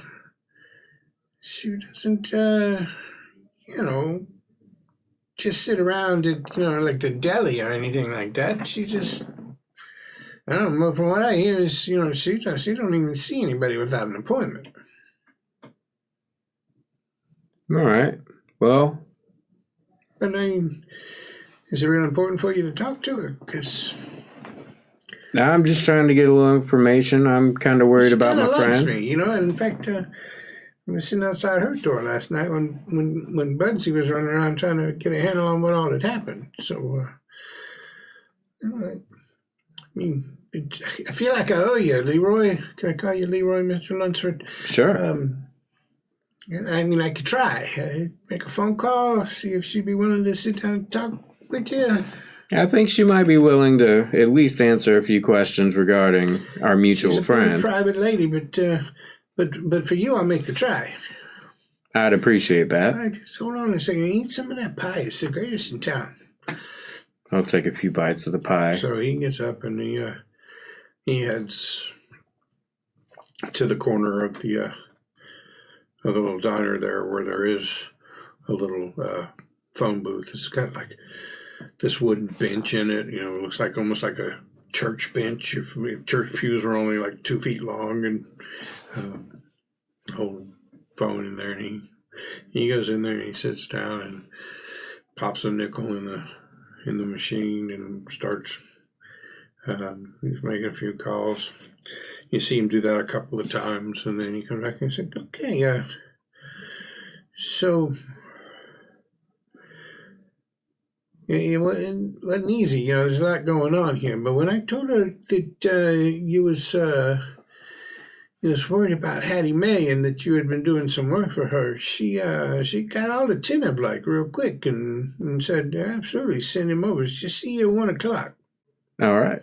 Here's her address, and you just go out there, you knock 3 times, and you say, Littlecomb sent me." All right.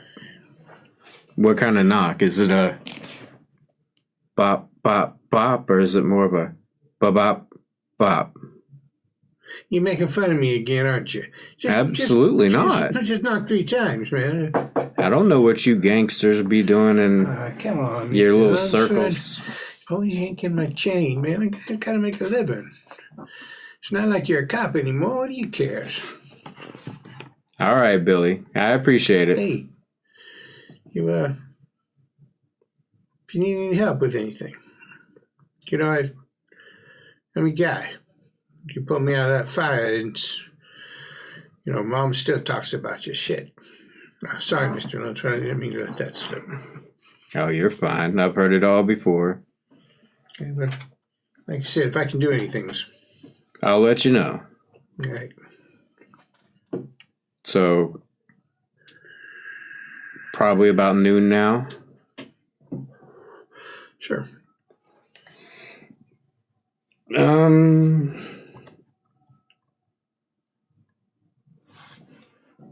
Is there a library in between where I am and Dots? No, you just skill shopping now.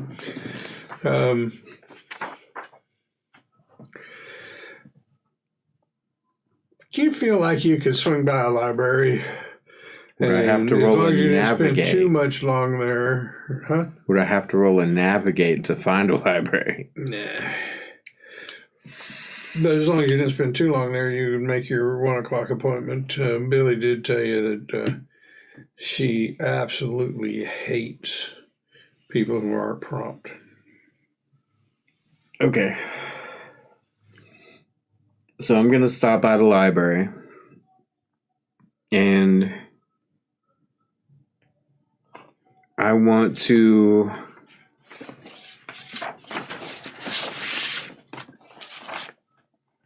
find a librarian, assistant, somebody who looks smart, and ask them if there's a section on Turkish religion, ritual. Don't think being like, hey, you got any occult books in 1920 Chicago is the play, but Ottoman. All right, so make me an interpersonal skill, charisma, persuade, something like that to try and talk this person into doing some research for you. Hard success. All right, so they're willing to do a little bit of research for you, and after some clues from you, they are able to come up with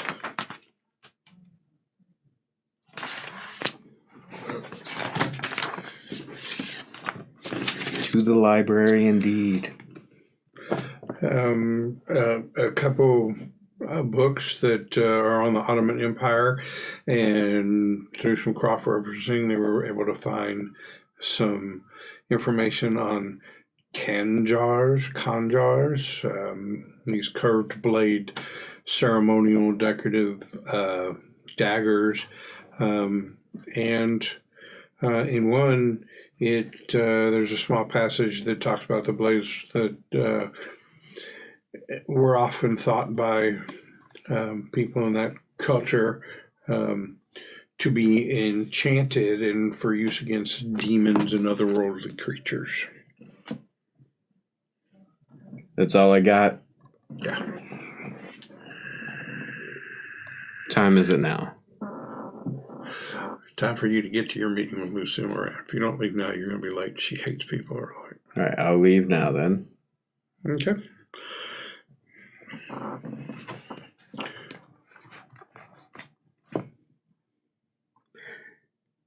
Before I leave, I'd like to take a few pictures of the books. Okay. Sure. Give me a photography skill check. I got a picture of my thumb, and I won't know it for 4 to 6 weeks. Yeah.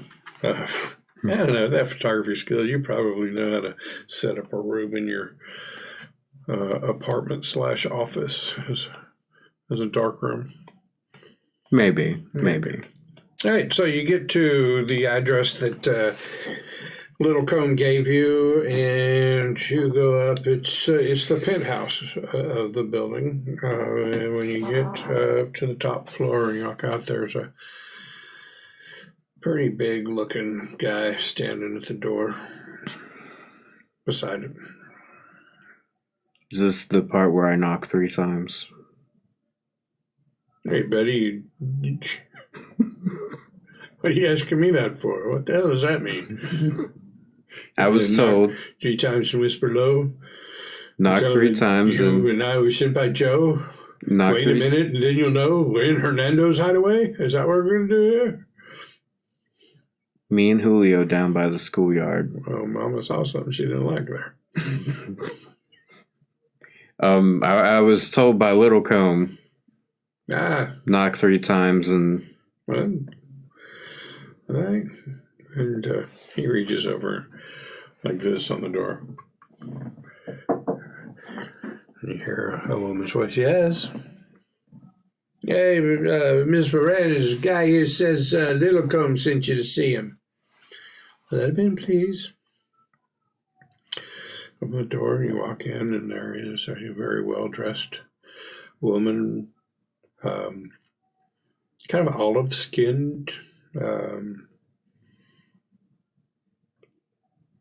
Most of the Northside gangsters are of Irish descent, but you can tell this is more of a Italian, Mediterranean. Yeah, something closer to that area. Mediterranean skin color. Just a little bit darker than like I said, olive skin. She don't look like a potato. No. No, the potato skin people you'll find.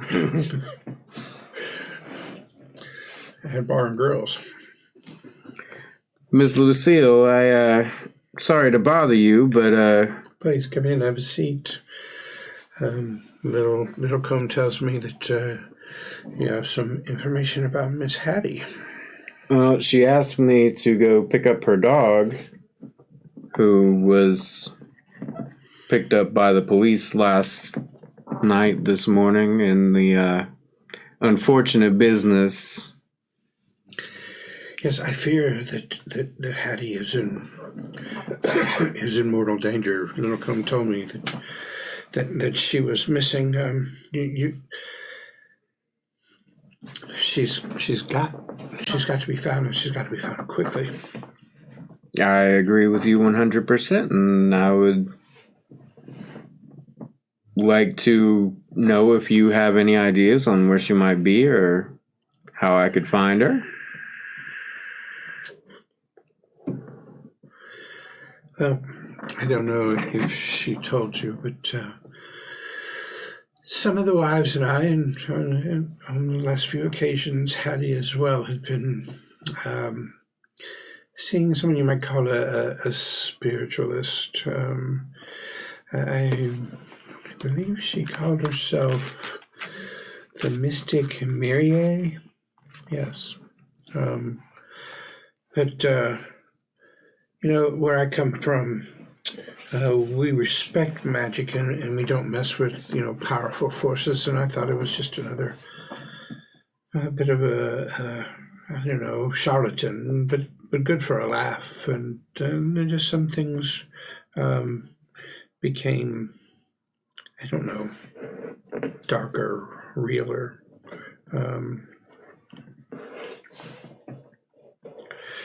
But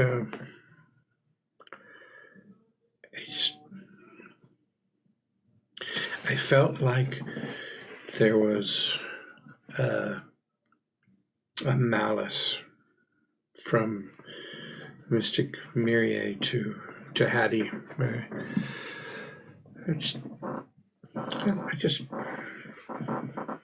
Yes, it just didn't feel right. How so? Make a charm or persuade roll. I also have decent psychology, if that's... So let's start with the charm or persuade roll. Persuade it is. Wow, 69 versus 70. Okay.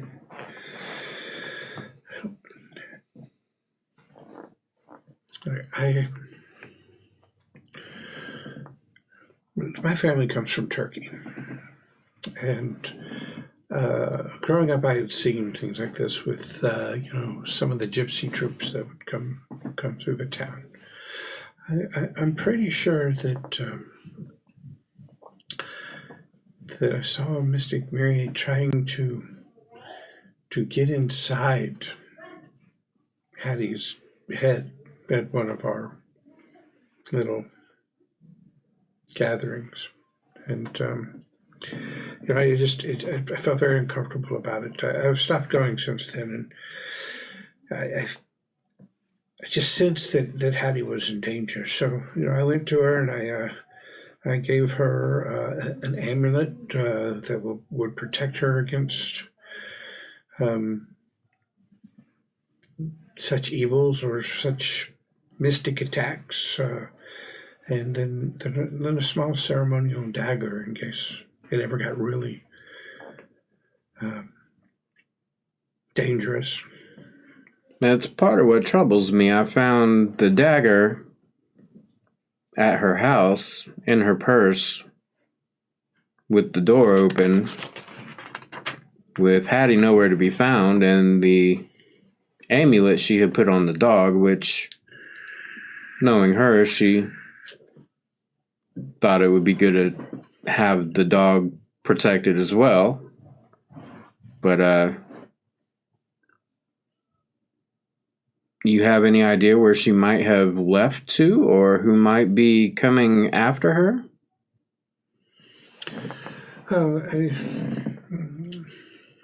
Give me that psychology roll. Success.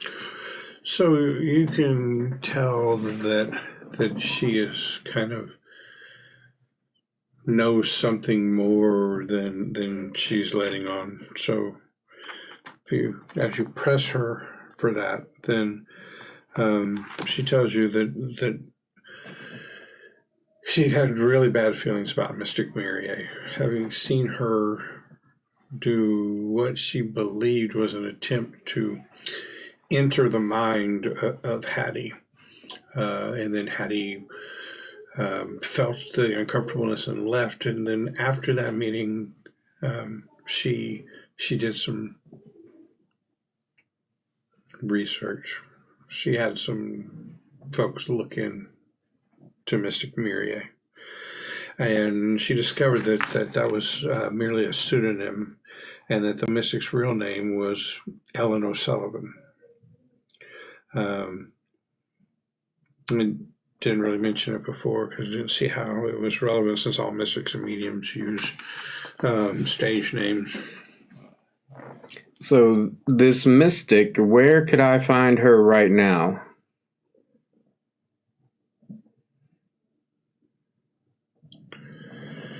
Well, I don't know. What do you mean you don't know?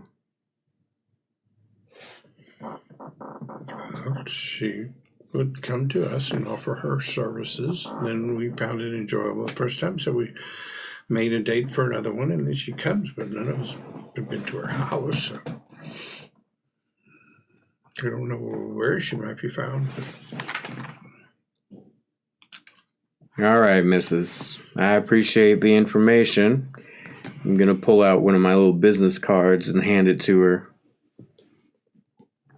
I will let you know if I happen upon Miss Hattie, or tell her to get in touch with you herself, hopefully.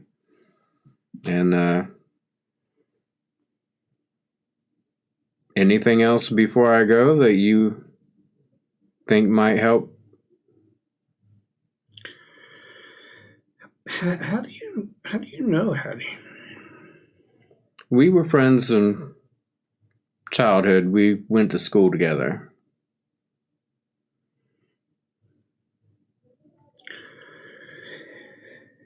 Look, there's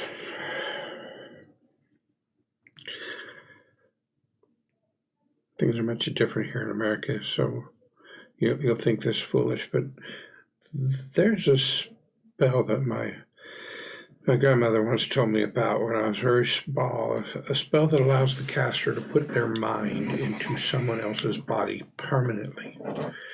The face stays the same, but the person behind the eyes is different. I could tell that Myriad had evil intentions towards Hattie, but like I said, it looked as if she was trying to enter her mind. Just if she's trying to do something like that, then you've got to find her fast. It's. Would you happen? The spell can't be undone. Can't be undone?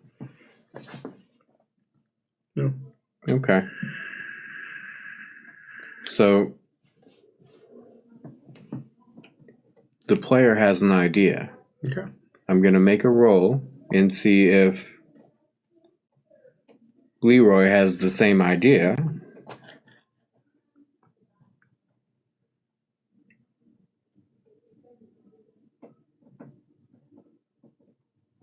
Over 60.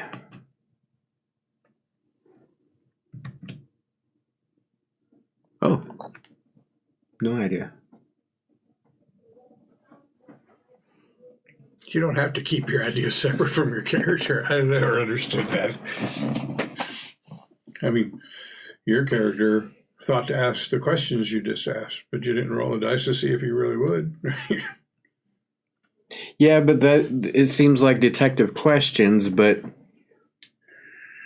he doesn't have anything in occult. He doesn't seem to be wired that way of thinking. I don't know if... So why don't you just tell me what you think he would like to do or whatever, and I'll tell you if it's outside the realm of possibility for your character. I am suspicious that the transfer has taken place, and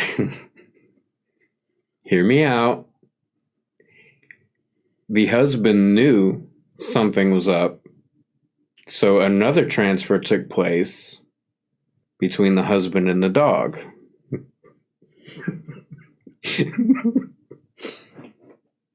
I don't think that's something my character would come up with, but it sounds pretty logical to me. Well, I will agree with the first question, or the first statement. I'll agree that it would sound logical to you. I'm not sure it would sound logical to anybody else. Well, the dog doesn't normally go to work with John May. The dog is has much animosity for police, which somebody in John May's position obviously would. Or the dog has animosity towards police because he saw uniformed police officers kill one of his owners. And it's a recently developed animosity toward police. And the dog never went to work with the husband, but the dog had never had a mystical ankh on his collar that was served as protection before either. I think it would be cooler if the dog was John, but hey, we'll see how it plays out. He's not.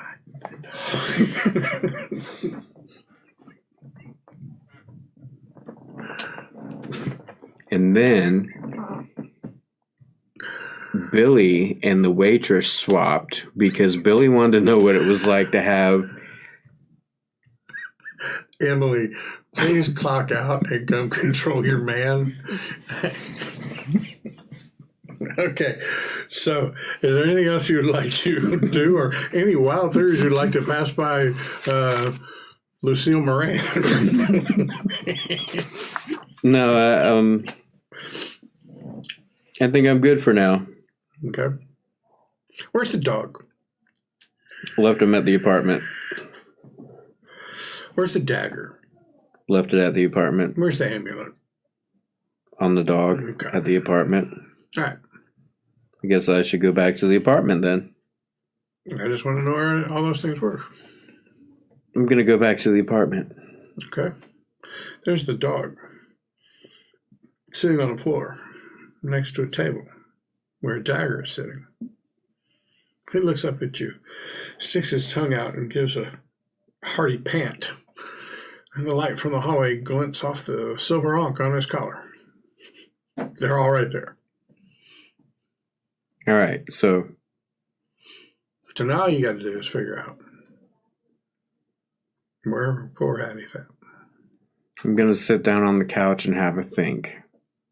And when the dog inevitably gets bored and lays his head down, I'm going to say, John? Nothing happened. Worth a shot. Okay. So, if I was a crazy stalker, an imposter, if you would, having stolen someone else's body, trying not to be sus, what would I do?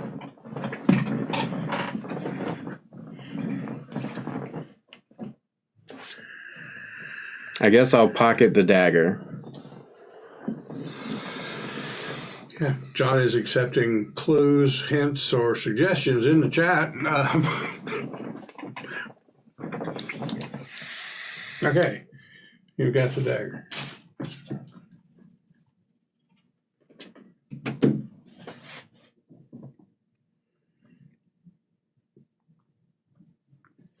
I'll get the dog and see if he wants to join me in the car.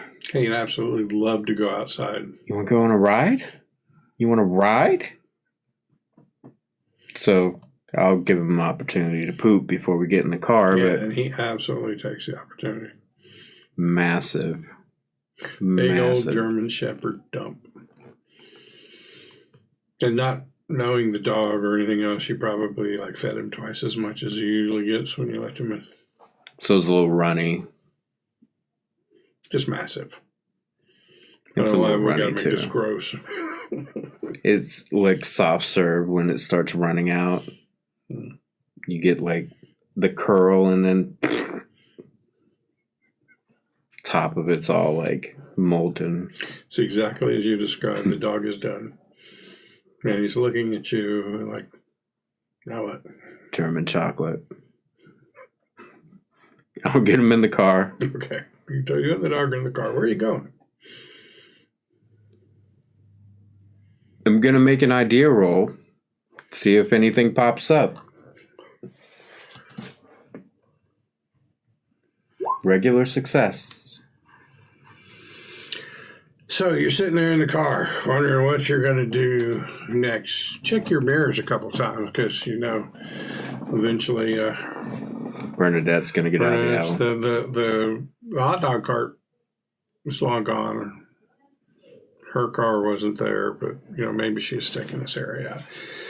You satisfy yourself that she's not around, and you start thinking through everything. And strange how the Ellen connection came back when the gangster's wife told you that the real person's name was Ellen, and you remember back to the unfortunate happenings at the orphanage when Ellen expressed her love to you, and then you rebuffed her. She got angry and then left. And now she's sent you letters expressing her love to you over the years, never with a return address. And the last one that you got from her said she was in Chicago and she knows you still live here. Still no return address on there. But then you think, isn't there something? And so you pull out that letter. The water tower. Again. The what? The water tower. The water tower. So with your great deductive private investigator skills, you think, well, if she was preying on the North Side gangster wives and was going after Hattie, then she's probably somewhere in the North Side area. And you think of big green water tower over off of 17th Avenue. So her place would be east of that because it's lit up by the setting sun. Look at you being all deductive and shit. So you've got an idea of exactly the building. From the roof, she can see the shore just barely. I'm assuming of Michigan, Lake Michigan. Lake Chicago. Yes. So I'm going to go to the building and make way for the roof. See what I find up there with the dog. Yeah, so you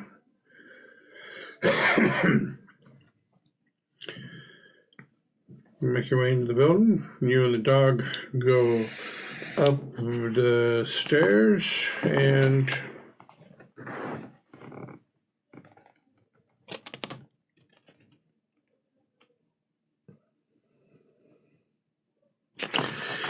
once you got to the building, the dog starts becoming very alert and sniffing the ground like he's tracking. If you hadn't known what building it was, he would have once you got close. And in fact, he's kind of pulling on the leash to the front door of this building. And he starts heading up the stairs and actually wants you to go out the door that on the top floor. And then instead of going, so on the top floor, then there's at the end of the hallway doorway that you suspect would lead to the roof, because it's not like the doors on the apartments on this floor. Heavier gray kind of door, but the dog actually moves and goes to one of the apartment doors and is sniffing and then starts scratching at that door. So I am going to try the lock. It's locked. I'm going to give a knock. There is no answer. I'm going to listen at the door. Give me a listen roll. Success, regular. You don't hear anything. Gonna take out my special bobby pin money clip and unfold it and try to pick the lock. Give me a locksmith roll. Big failure. All right, so as you're doing this, it doesn't look, but you realize this door is not real thick. Like maybe it's a hollow core door, and you think if you had to, you could break it down.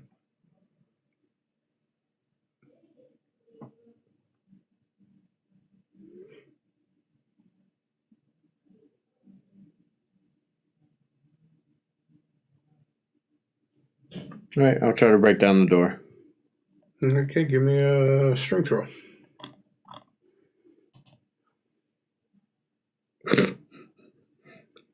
Failure.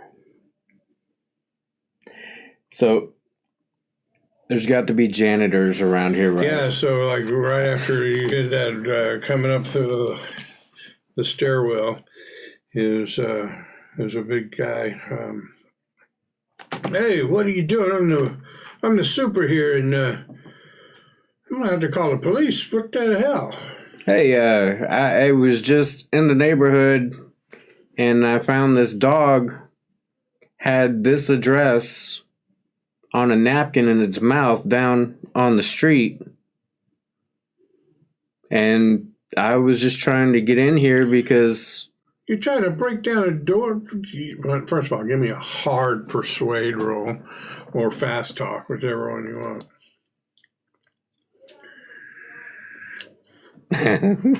It's a fucking bush steak. The guy has a piece of steak in his pocket, and the dog starts loving on him, and he's... Hey, if you needed to get the dog home and nobody was here, that's what supers are for. And he reaches for his thing of keys and unlocks the door and says, hey, take it easy on the shit, man. Anything you break, I got to fix. And he goes walking off. Fucking extreme success on our persuade roll. It's a fucking bush steak. So I'm going to walk in. Is there any steak? There are no steaks. No rolls allowed. What's going on in here? What's the dog doing? What the dog doing? There's no one in the apartment. But you see Hattie's coat and hat that she was wearing that morning, hanging from a hook on the back of the front door. Quick look around the apartment. Nothing of interest. Highball is fidgety, but he's not barking or whining. Can I check the pockets of the coat? Mm-hmm. Nothing in there. I'm going to look through everything, break it down like I'm looking for a evidence of cheating spouse or whatever I normally do, and see what I can find. You find very little in the apartment, but maybe a piece of paper or something on a desk and some handwriting. I don't know, the list of things to pick up at the grocery store or whatever, but you recognize Ellen's handwriting.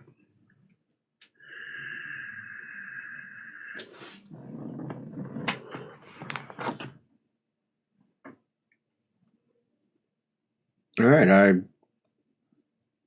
think I'm just going to stay here because I have no idea what else to do. And she's got to come home eventually, right? Well, you had another idea. The roof? Mm-hmm. Okay, I'll go try the roof. Okay. So, so are you just, how you going about getting up onto the roof? Presumably there's a door. There is a door. Presumably on the other side of the door is a small set of stairs leading up to the roof, and then another door. I'm going to look out the window in the apartment? Is there a fire escape? Yes, but it only goes down. Gonna peek out the window and see how far up the roof is. This is the top floor. The roof will be right above it. I need in feet. Does it look jumpable? No. No. Okay. Maybe if the dog gave you a boost, but then how would the dog get up?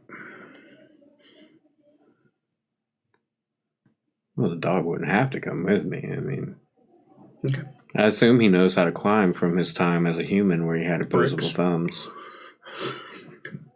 I'm gonna just walk up the steps to the...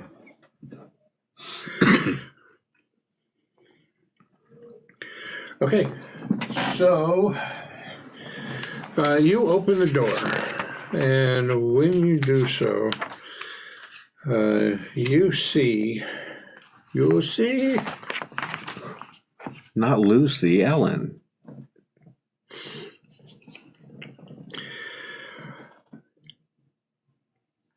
you see Ellen standing in front of a bound and gagged Hattie. Hattie is tied to a structure on the top of the building, and Hattie is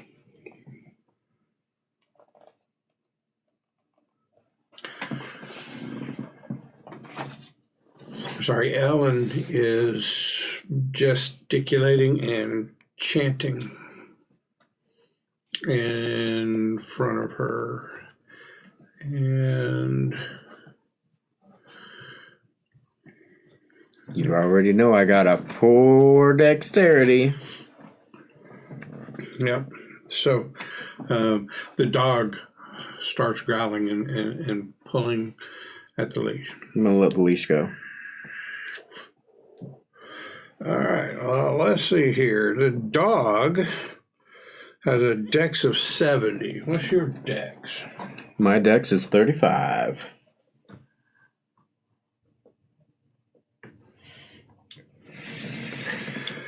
And Ellen has a dex of 50. So the dog is going to go first, and he is running across the roof, heading towards his owner.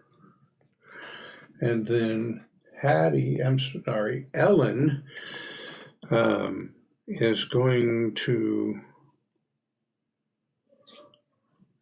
turn and look at you and make a couple of hand movements, and you see her mouth move, but you don't hear her words, but you hear in your head the word stop. Make a power roll.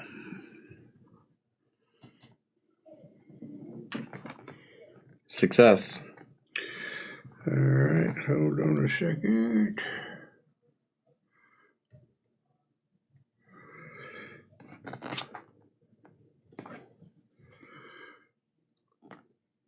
And that's a hard success for her. So you hear that, and then you find yourself incapable of moving. Like you are psychically forced. You're not paralyzed. You just feel that you absolutely have to stop. And you just stand there. Your turn. You got nothing. Next round, the dog is going to continue rushing towards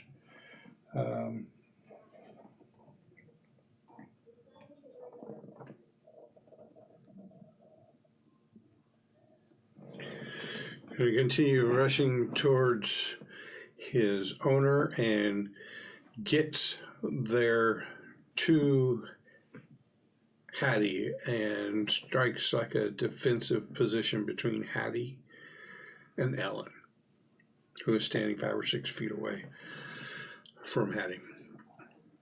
And then Hattie is going to look at the dog and say, sit. You see her mouth move, but you don't hear any words come out of her mouth. And I wonder what kind of power the dog has. Ooh. He won't need much because she just failed her power roll. His is pretty low. He makes his power roll. And he does not sit. In fact, he takes a tentative step forward and starts to growl. So that was his turn, her turn. It is now your turn, and you now feel the ability to move. So I can speak again too, yeah? You can speak now, but it'll be next turn before you're able to move. At the end of this round, the effects of the stop command will end, but I'll let you go ahead and speak.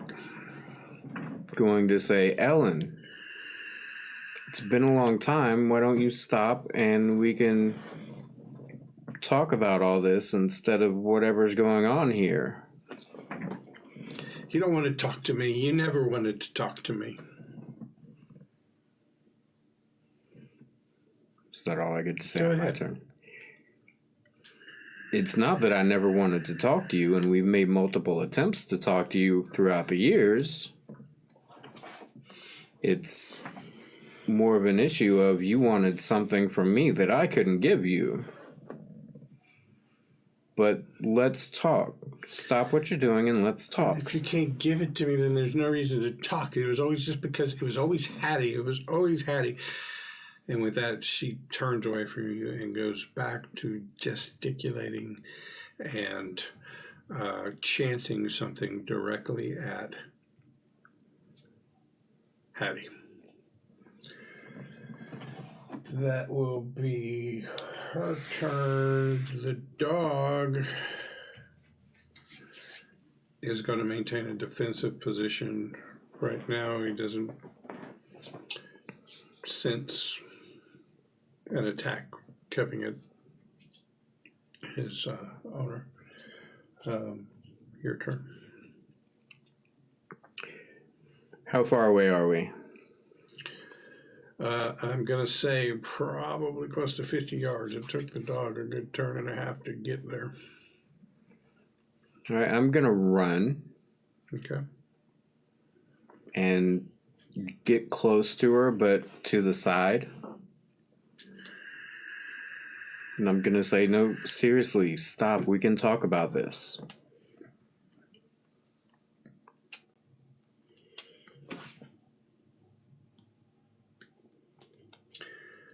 The time for talk is over. And with that, the dog, still standing there, has pressed his body up against Hattie, snarling at the woman. And that's his turn, taking a defensive posture. And Ellen makes one last big swooping move with her arms and closes her eyes and just focuses all of her attention and energy at Hattie. And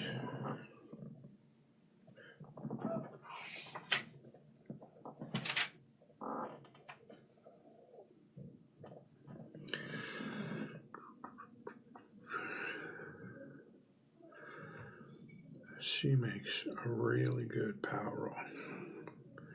Of course. In fact, that is an extreme success. And Hattie makes a power roll. Ultimate success. Not to mention she got a bonus dice because the dog was an amulet. So you can see this I don't know how to explain it because there's nothing visual there, but you can see this battle on their faces and in their eyes. And when it doesn't immediately work, you see Ellen's eyes burst open and she's just glaring into Hattie, and Hattie's eyes are open, and you can see that she seems to be fighting something off. And they're locked in this gaze as this goes on, and the dog is just pressing closer and closer to his master, not realizing that the attack is actually happening on his master. He's trying to be in a defensive position for when the attack comes. Your turn.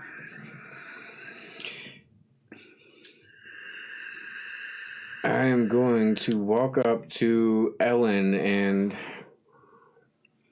get her in a half Nelson, which I think you know what that is. I do know what a half Nelson is, yeah. And try to forcibly turn her head away. Okay, so I'm going to need a fighting maneuver, which is a brawl roll. Yes. And she is going to make a dodge roll. No.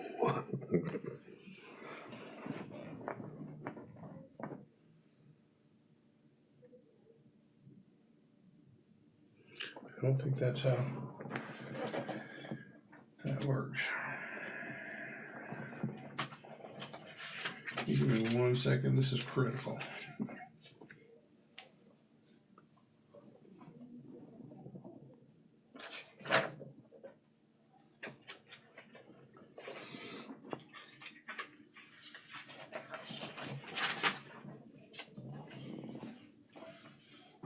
All right, she is dodging. That is correct. And she has a regular success as well. So as you try to get hand up underneath her arm and around her back, she just slips a little to the side, never breaking contact with her. It is the dog's turn, and he still doesn't understand that his master is being attacked. That makes it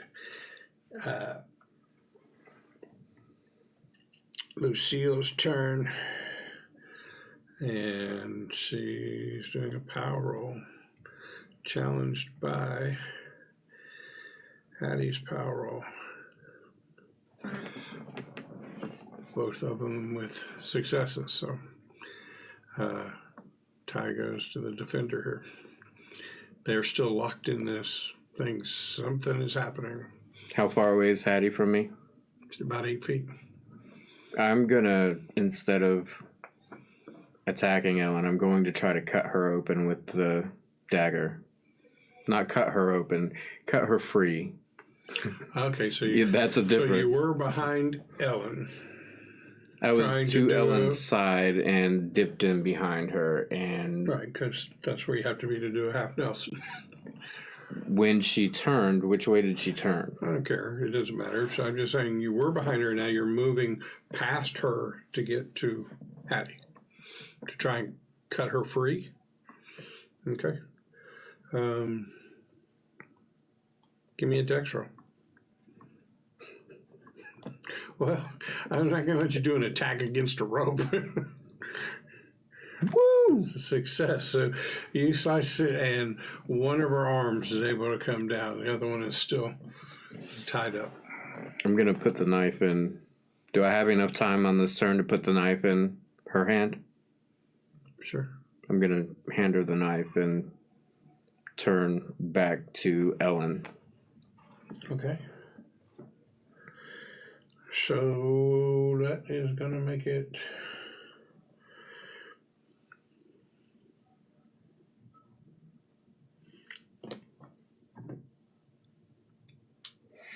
Sorry, I don't know Hattie's dex now that she's got a turn in things.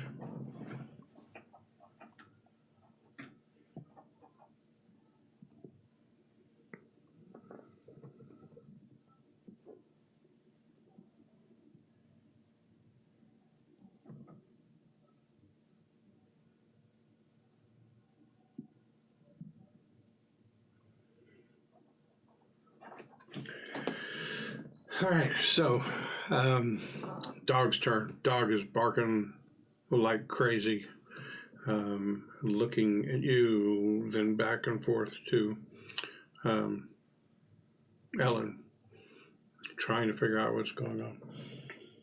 And that then makes it Hattie's turn.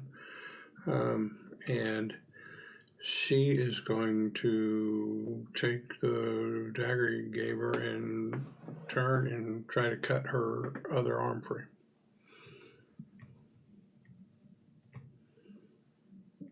And does so deftly and dexterously, and does so well enough that she's able to pull the rag out of her mouth that she was gagged with and yell, "Highball, attack!" And then that is going to make it Ellen's turn, who, with a big flourish, going to try one last time. She gets an extreme success. And Hattie gets a regular success. And as Highball goes rushing across to attack, the body of Ellen falls limp on the ground. He jumps on it and just goes for the throat and about to try to sink his teeth into her throat. And Hattie, who just cut herself free, turns to you and says, "And now we can be together, just like you wanted, in the way that you wanted." Make a sanity roll as you realize the face and voice is Hattie, but the eyes and the light behind it is Ellen.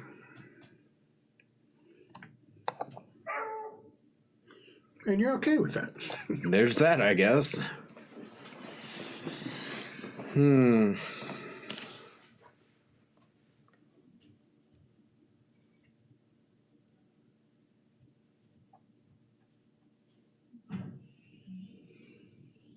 I don't think I want to be with you in this way, and if Hattie and I had wanted to be together, then that would have been what happened.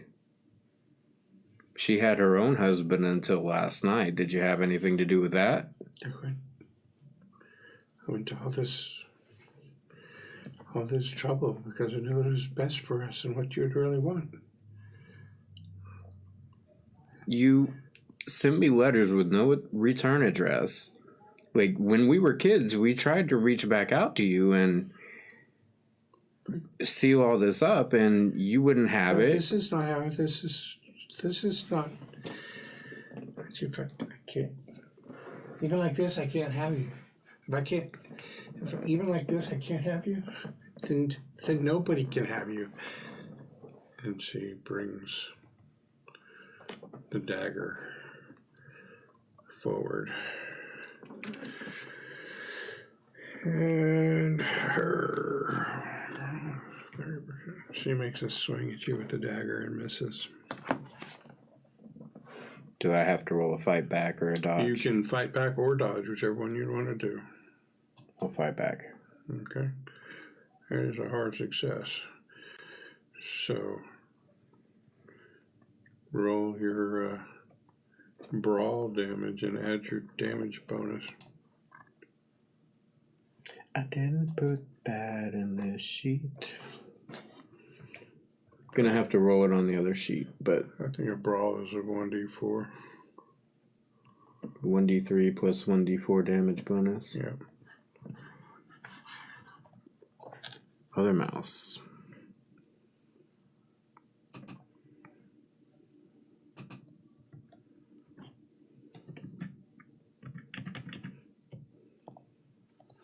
So that's a 3 and a 1. So 4 points of damage. Okay. She's going to take another swing at you with the dagger. You're going to... Oh, I'm sorry. That was your fight back. It is now your turn. Would you like to attack or what? I am going to back up and pull my gun. Okay. She's enraged. All of this has happened. She's left her body into the body of the woman you've loved all along, or so she thinks. And realized that even this isn't going to work, and now her body is over there being attacked by a dog, and all this was for nothing. And she's going to charge you and attack with the dagger. And would you like to fight back or dodge? I'll dodge. Okay.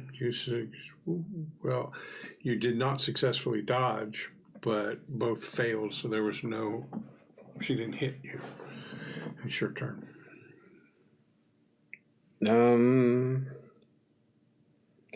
Going to keep backing up.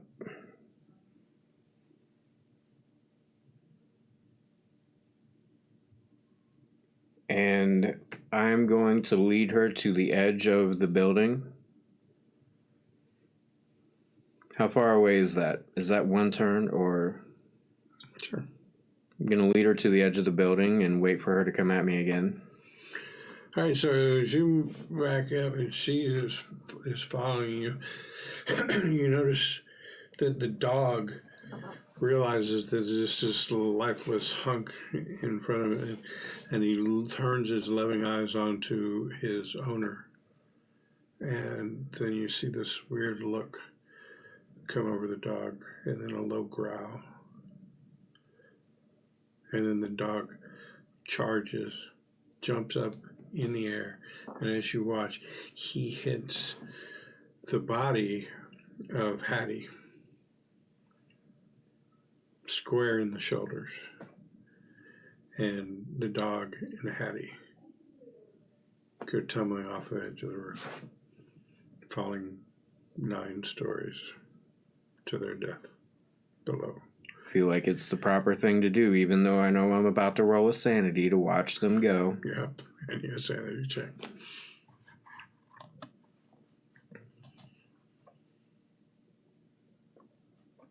Give me the joy of getting sanity off of you.